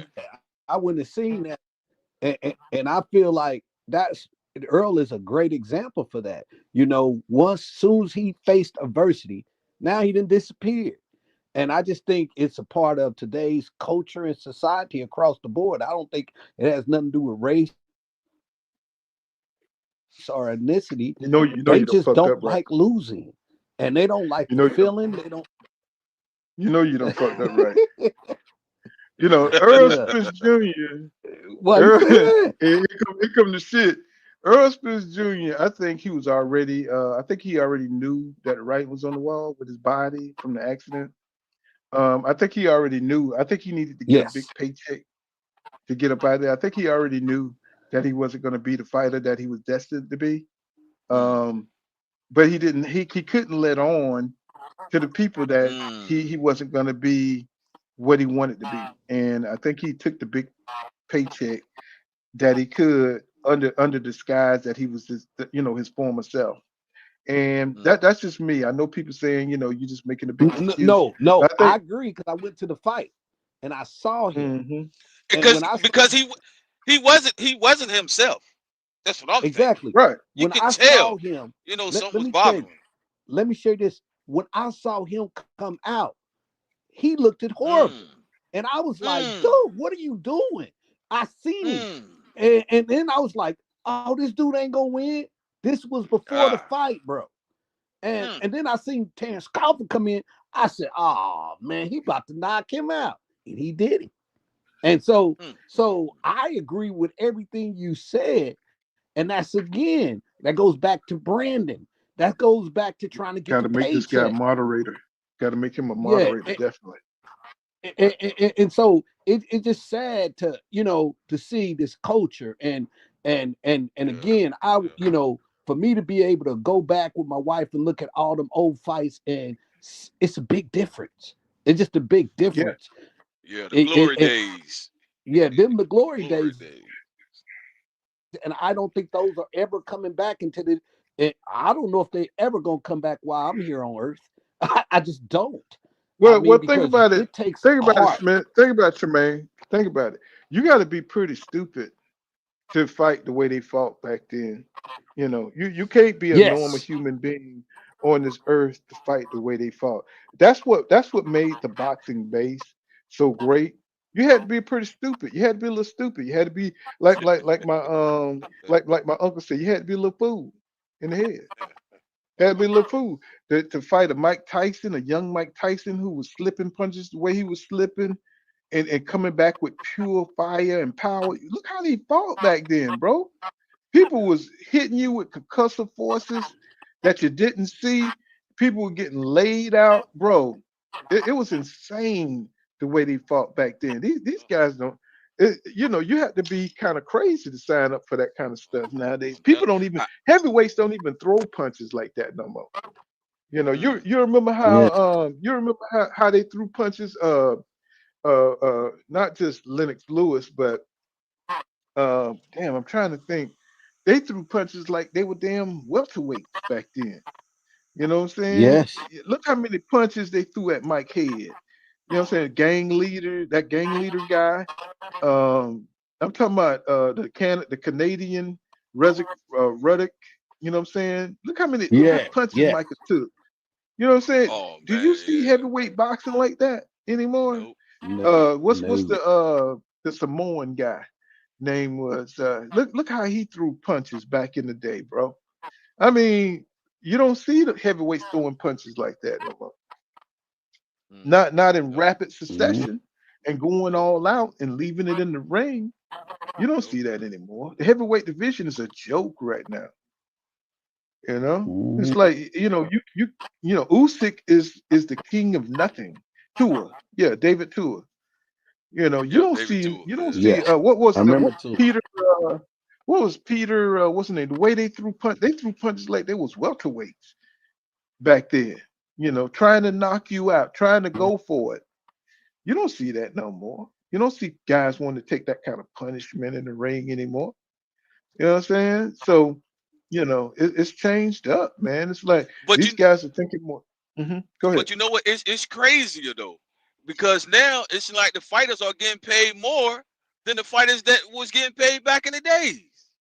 And that's the problem. It's But that. can I? I mean, I want to touch on something on that. Well, I don't know if that's 100% true. Cause like, yes, like when we was watching the fight, we watch Sugar Ray come back after like I think he was off like 27 months, and he fought a dude named I think Calvin Ford or Johnson or something. He got knocked down. Anyway, that guy got paid $100,000 for that fight. Now, if you take the 100,000 and you say how much is 100,000 worth now, you might say a million, million and a half. So I just think them guys had heart. That's what when I was growing up, we used to call it you have heart. So you willing to take chances and to go through things in order to see how great you truly are. Yeah. And I just think that's the difference. You got it's called it's what when I was in college, we called it the test of a man. How do you know who you are? What's your limits and what's not, unless you face adversity. So that's how you can be able to know who you are. And I just think fighters today and young people today truly don't know their true greatness. Because I it was, agree. it was coming up. You know what I'm saying? In order to beat a man, you got to beat the man. You know who said that? Yes, sir. You see, and I think the reason it resonates with people who are 56, our age, 60, we had to fight when we was growing up. We had to face our fears. Yep. When you had somebody, people don't understand that you don't just shoot nobody. You didn't just shoot nobody back in our day. You actually had to fight them. Actually, I had to fight. When somebody tried to bully you from the elementary school to middle school to high school, and somebody just was, people used to lift weights just to bully you. You know what I'm saying? People didn't even go to school for education back then. They just went to school for lunch. You know what I'm saying? Yeah. You remember? And then they didn't have. I went to school when they had niggas that was just in school to flirt with the younger chicks, right? And they were there to beat up. They had chests on their hair. You know what I'm saying? They had muscles and stuff when you hit elementary school because they were held back 3 grades, and they were still in school. They had special ed classes, beating up the young kids that were coming in from elementary school, coming in from the freshmen, coming in from middle school. So you had to fight. You know what I'm saying? You didn't have the money to go out and get a gun and come back with trench coats, you know what I'm saying, shooting up everybody. No, you had to face your fears. And once you did that, you feel good about yourself, win or lose. Win or lose. You feel good about yourself. And that's where a test of a man is. And I'm just going to give you I'm going to give you another example, a little different. I was smaller. I had a smaller build, right? But one of the things I learned to do is wrestle. And one of the ways that I learned to survive is, once I was able to learn how to wrestle, well, I didn't physically have to fight. I'll literally call out somebody who's bigger than me. Hey, let's just wrestle, and we'll see who the strongest man is. And then it even got to a point where I tested myself on concrete, where I said, "Nah, we're gonna wrestle on the concrete." It blows people away. But I know I tested myself on concrete. I tested myself against bigger people than me. And that's how I survived. And once people know, and once I knew that for myself, it just made me a better man. And they don't want that. They don't want to test themselves at all. And I think you talked about Charlo. That was just darn right. I ain't got no respect for him as a fan. And now he's trying to get on there. He's trying to get on there and talk about him fighting Earl Spence or somebody. He just trying to get another payday. He just bowed down to Canelo. He wasn't even trying to fight. Because where's that black pride? Where's that black pride on our side? Sugar Shane Mosley had it. You know what I'm saying? We saw it in Sugar Shane Mosley when he fought Oscar De La Hoya. Yes, He went out sir. there, even though, it was what it was, but he went out there to win. Even though Oscar De La Hoya, we saw it in Mayweather and Oscar De La Hoya. Where's that rivalry? When I was in school, to let a YT beat you, that was the worst shame that you could have ever faced. I'm talking about you talking to old heads now. You're talking to old heads that Yes, sir. kept the pride and the rivalry up. It's Yes, been a sir. disconnect. It's been a disconnect. That you couldn't come back to the bus stop. You couldn't come back if you let a YT. Hey, And we had fool. we had YTs that lift hay during the summer. We had YTs that chop wood over the summer, that had livestock. Them country boys are super strong. The ones that play for Alabama, Penn State, them guys that play for Iowa, them boys will run through Mhm. you. Them boys got hand grip. These boys are super. People in the South, white people in the South are not afraid of black people. The Correct. ones that grew up right across the bridge, the ones that came off the farms, because they will crush you, bro. They strong. They grew up working hard.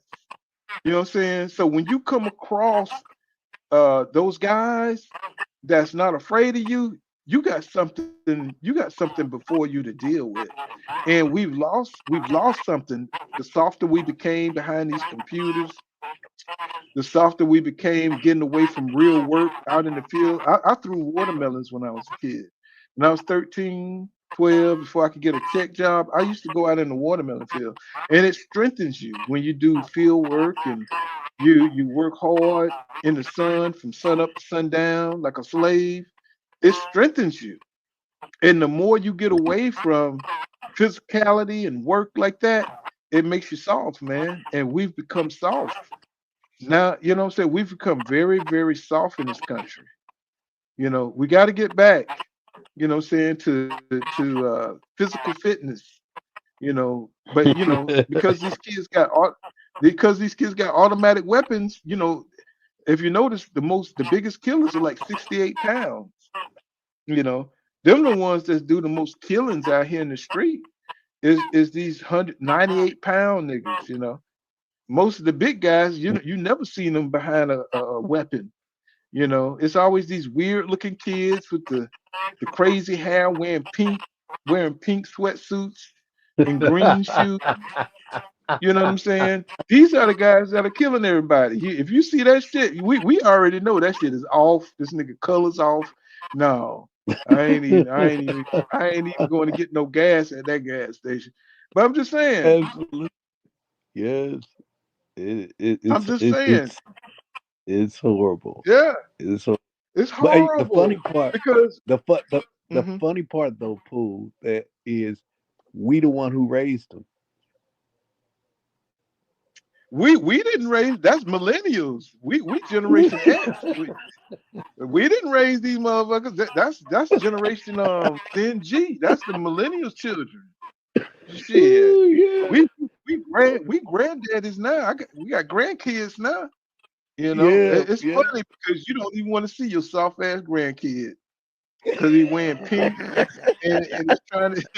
Well, you don't even want to see your grandkid because he's soft as hell. You know what I'm saying?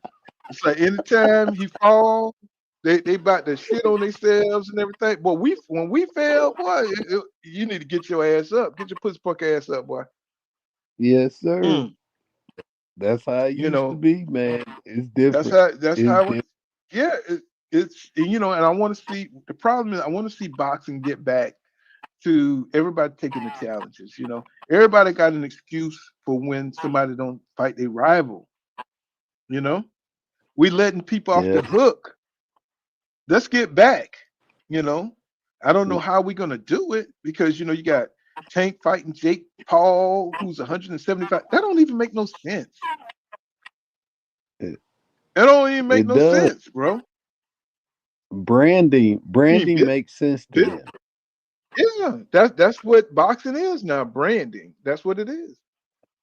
Yes, and so you got the branding there, and you already seen where basketball is. So That's what I'm saying. It's across the Man, do board. you It ain't. see how they dressing, bro? Do you see how they dressing? Oh Yes, my that's why God. everything you just talked about is resembling it across all sports now. It's just what Mm-hmm. it is. It's all entertainment. So now boxing, which boxing always had its core fans, boxing now it is got boxing, and you already share. You already just said Canelo is the foundation of it all. So you done watched him, he done cheated, he done did everything, and they still call him the king of boxing. So Mm-hmm. the boxing, he's the face of boxing. So boxing is Mm. everything that he represents. And what does he represent? Cheating and Yeah. picking fighters. And so that's all boxing is going to be. So what do you expect Tank to do? Tank is going to follow what Mayweather showed him and Canelo. And that's what he's Yeah. doing. So that's why he's going to fight a Well, Jake Paul, because it makes sense for him. So it's sad, well, man. he already It's told he already told us that Canelo is his idol. And when he wore those yellow gloves, I was so pissed with Tank. I was like, when he wore the trying to, man, I was like, what is going on with black Hey, what people? about let me tell you when I knew something was wrong with Tank. For real. This last fight when he came in there with a wife beater on into the ring. I said, what is this brother doing? He had a wife Bruh, beater on, man. it's like we used to know what was lame and whack, because um we had our own implicit stay on code type of shit. And I just think we haven't passed that on. What I'm saying? So the next generation could cultivate their their own culture, to keep it in check. And so now they're borrowing from everybody else outside the culture. And it's just causing a Yes. lot of dismay. It's causing a lot of dismay. You couldn't come to the bus stop with pro wings on, you know what I'm saying? Or some kind of Mexican shoes, or some kind of, Right. eating tacos. No, nigga, you know what I'm saying? You got to go through it. You are about Mm-hmm. to go through it, you know. Mm. So it's different, and I think it's our fault. I do think it's our fault because we were flooded with so many different challenges. Crack, went through the community, welfare went through the community.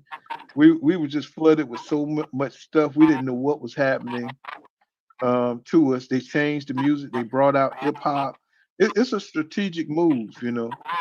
I don't hear Mm-hmm. I don't hear any hip hop today that's talking about anything positive. Um, if it's positive, it's not getting any play. It's all propaganda stuff. When I saw Little Nas X pregnant on a damn album cover, man, I just had to stop watching social media for a while. When I saw a black Mm-hmm. man posting like he pregnant on a album, I was like, bro, I almost became a vigilante that day. I was like, bro, if I ever see this nigga, you know what I'm saying? But it's the new day. I'm a granddaddy. I'm old, and I'm not with the progressive stuff. So sometimes it is what it is. You just got to let them do what they do. It's provocative. It's Mm-hmm. if he becomes a millionaire behind it. Now I'm the type of guy. If you came to me and you asked me to wear a dress for a movie for $1 million, I'm not doing it. You know, I'm Mm-hmm. not doing it. I have moral values. I'm too close to the civil rights movement. I'm too close to James Brown and the Black Panthers and what they stood for. These dudes don't have the attention span for that kind of knowledge. Some do. I ain't Mm-hmm. gonna lie. Some do. And I know they feel like they're out of place, but they're gonna have to try harder to be able to spread the word. I do believe that once you so down, that there's a renaissance that happens. I think there's going to be a Okay. renaissance that happens in the black community. Yeah, just like Langston Hughes and all of those guys that got together to start the Harlem Renaissance. I think it's going to be a renaissance. I don't think that once you tear something, there's an equal opposite thing that happens on the other side.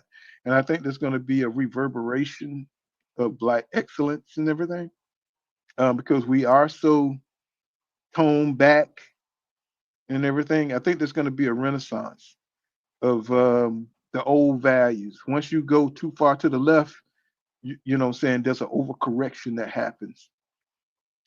Don't be surprised if you don't see a whole bunch of Muslims, start to develop here in the next 2 or 3 years. There's going to be an overcorrection on the conservative side. So I just noticed that in America over my 56 years living here, that once people go too far on one side, it always comes back. Too far on the pendulum Correct. swings far on the other side. So I've just know that's just the law of physics. You know, just the law of physics. It just happens. You know, that's why so many black people are backing Trump now. As egregious as of things that he's doing, um, there's going to be a reaction to all this far liberal stuff, and um, the way our kids are being raised to hate the fathers, and this anti strong masculine man era. It's gonna be different. We're gonna have a lot of Charles Bronson movies and Clint Eastwood movies in the future. You know what I'm saying? Hmm. Yeah, I look forward to it. Because Well, I got to get because out of because here, look what man. they. All right, bro. Yeah. Hey, well, it was great talking to you, Pool, man. I will make sure that I start reaching back out. Oh, no doubt. You know how we do. Jermaine, you've been here before. Yeah, like we strangers. I, you know how we do. You know, I Uh, just had the energy to come back because you see how sorry this era of boxing has been, and right. where we come, what you're used to seeing the action, and you're used to seeing the passion, and when you don't see it in the fighters today, it's not motivating. You just kind of want to grab one of them and shake them, and it's like, what are you doing? You're wasting your Yes. years. You're wasting your youth. You're taking too Hmm. much time. Nobody's gonna remember who you fought because that wasn't your rival. I try to get on here and be passionate, but it's hard when these fighters are not taking the sport seriously. Um, Correct. but I do think I do have knowledge to share that to help talk to people like you and people that see how the culture Byron that's going on. They're trying to shift the culture and everything. Just people talk about what's happening um, in the world today. It's really sad. Nobody thought America was gonna be like this, but I, for one, is definitely surprised. I know the young people don't see it because they can't see it from our perspective. But somehow we're gonna have to bridge the divide to to let them know that 30 years ago you could walk up to a woman and you can tell her how you feel and what you want, and it wasn't a problem. You know, you know, Hmm. You're it correct. wasn't a problem. Well, It wasn't. what what It wasn't a well, I'm big deal. glad you came. I'm glad you came back out, and we'll be hollering. No doubt, no doubt, Tremaine. I appreciate you coming through, and what I'm saying. Let me see. Look like I got skedaddle. Let's just pull. I'm 31. I'm not with the weirdo BS. So you 31. You the end of the millennials, bro. You okay? You the end of millennials. You're not wearing pink. Pink is not your favorite color. I can tell you that right now. Pink is not your favorite color. So I know you're 31. You're not. Saying you're not too far gone. It's the Generation Z, and you might be on the tail end of that. But most people who connected to the millennials are okay. It's just the millennials never got the guidance from Generation X because we checked out so bad um, from all of the shenanigans that the government put us through. we had to check out because it is a concentrated effort to destroy our community. Um, they cut down the jobs, they outsource the jobs, and you need those to build your family. Some people see things in black and white, but you got to be able to look at the bigger picture. You know, they supplanted the jobs, they kept the market unbalanced. If you notice, we never have a good economy ever. That ain't because that's just what it is. No, they control the market. They control the classes. And once you get on that level, you can have a deeper conversation of what's going on in the United States. They're trying to create a permanent working class, and they're only going to allow certain folks to make so much. And I know people say, "Hey, man, that's a conspiracy theory." But boy, you better stop believing it. You know what I'm saying? Or you're just gonna be like your great granddaddy, who was a sharecropper. You know what I'm saying? He died, unhappy. He died working his ass off trying to protect his family and feed his family, and the system just cut off all avenues to make that happen. And if you don't want to end up like that, you're gonna have to, be creative like black people are. Black people are brilliant. So we do come up with ways, but you just can't allow the YTs to come in and take over and like they did with everything else we created. You know what I'm saying? Black people are really brilliant. They keep us in survival mode, so we can't really, take advantage of what God has really given us, but eventually it's gonna come through. It really is gonna come through. He says, rumor buzzing around the internet that Parker versus Wardley is in the works for October in London. Parker ain't never been a damn great fighter, bro. I'm sorry, I'm sorry. Parker, he's okay, but he's never been a great fighter. I hate when fighters basically when you see a hot fighter come through and you try to avoid him. I don't like you. Parker avoided Deontay Wilder until he got, till he seemed like he was vulnerable. That's why I'm looking at these fighters overall, and they avoided Deontay Wilder until he showed weakness, and that shows me what kind of fighter you are. No, I want to fight you at your. Nigel Benn wanted to fight Roy Jones Jr. because he scared him. That's what Nigel Benn said. He said, Roy Jones Jr. scares me. That's why I want to fight him. That's the English fighter I want to see. No, not the fighters that looking for weakness. You know what I'm saying? I don't want to see that. Joe Calzaghe never fought Roy Jones in his prime. He only fought Roy Jones when he looked vulnerable. And I thought Joe Calzaghe was a bad dude. You know what I'm saying? But when you show you don't want to fight somebody at their best, don't fight them at all. Don't do it. Michael Williams in England, he was a bad motherfucker. It was a lot of in the old days. There was a lot of bad English boys.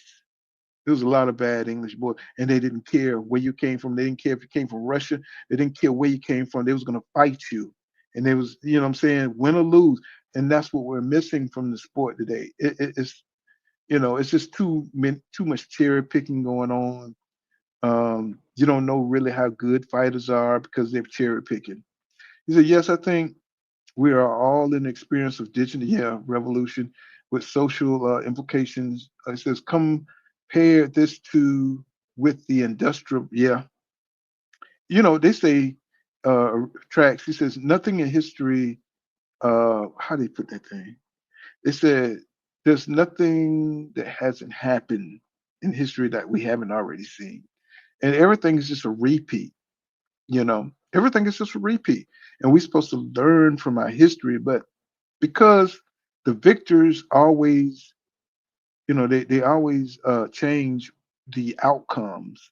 We never get the true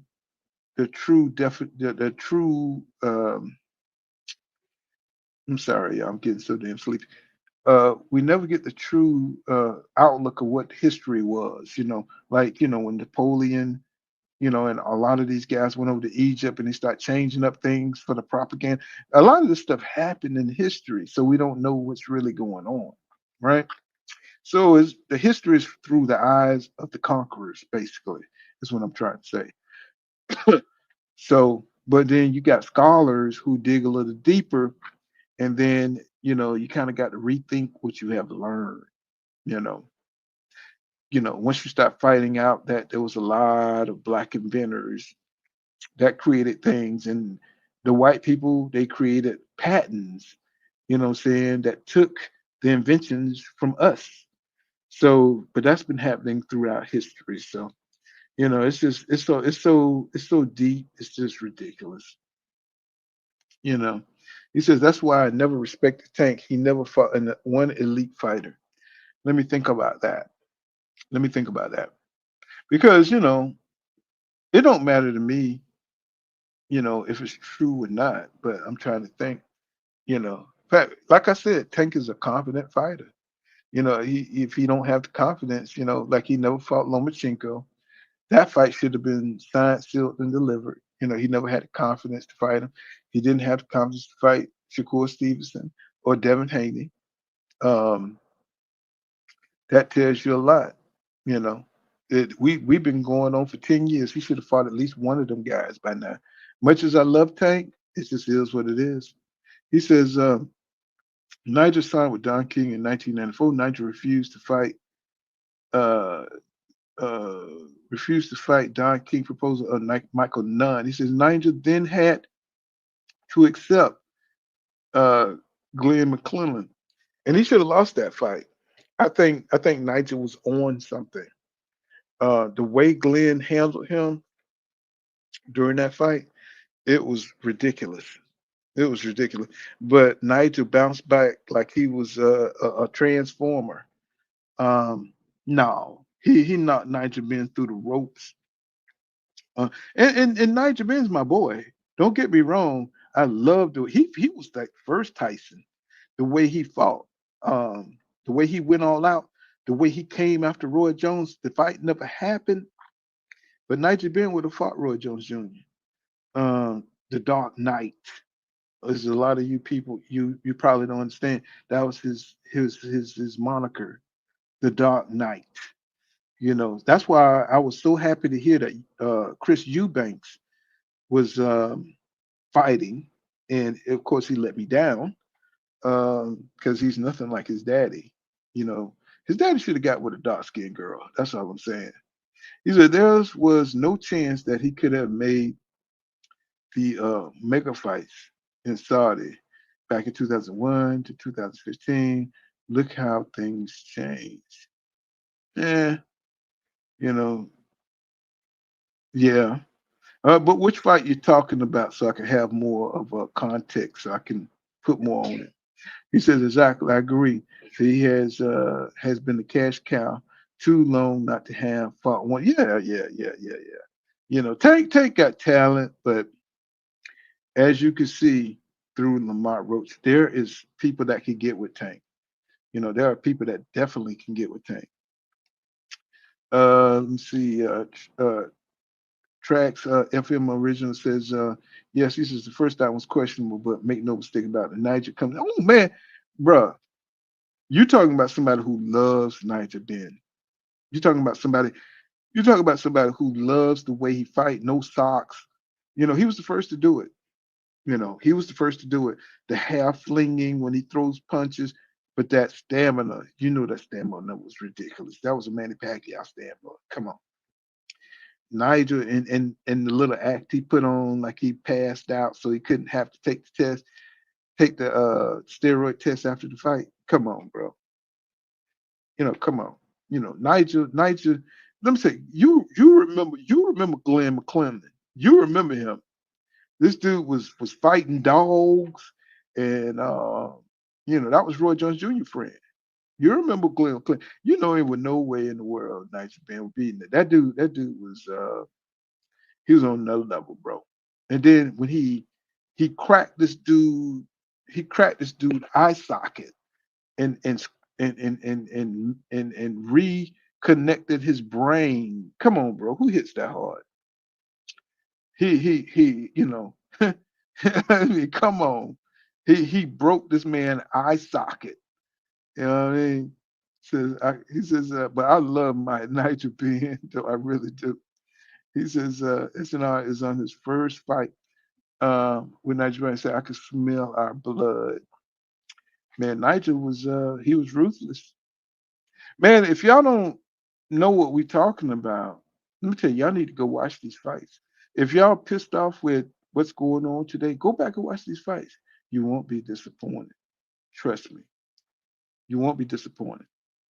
You know, if you're here to get references for fights, man, you'll be here all goddamn day. You'll be here all goddamn day and night, listening to some of the most obscure fights that was just why we can't stand it. You'll see why we can't stand the fights of today. You'll see it. You'll see it. If you just watch that Glenn McClellan versus Nigel Ben fight, you'll understand why we can't fight. We can't stand these fights today.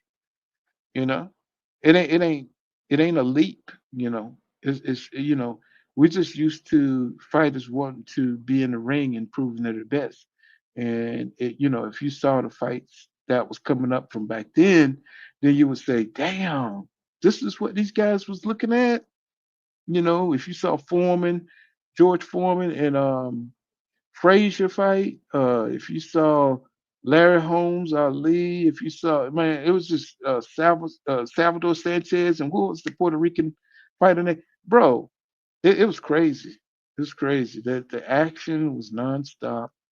Um, courage, courageous from every ethnic group, challenging, pushing themselves. You know what I'm saying? It was crazy, y'all. I'm just telling you. The skills that you don't see today. 15 rounds. Why we go 15 rounds? The cheating wasn't as prominent.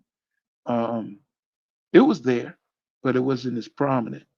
You might put liniment in, on a glove, like Ali had to experience with Sonny Liston. Um, you know, it was still dirty. Don't get me wrong. It was still dirty, but the way these guys had to win, they had to go through a lot of brutal stuff. Tram says, exactly, it's not where you're from, it's where you're at. Look at those fights. Some of them were very violent. Man, I'm not even talking about the popular fights. I'm talking about the light heavyweight division. Bruh, that's just the fights that you saw on TV. Some of the undercards was violent and horrendous. You know, um, you just got to go back and do your research, and it was on and popping, y'all. It was on and popping. But I'm back. Pool counter boxing is back, and what I'm saying, we'll be back tomorrow. And what I'm saying, everybody tune in, hit that like button, let everybody know Pool counter boxing is back, and I see you guys in the next one because I got to go. What I'm saying, Tram. What I'm saying, let me see. We're gonna have to, Tram. I said probably gonna have to make you a moderator. What I'm saying? It's like you look like you go way back. Let me see.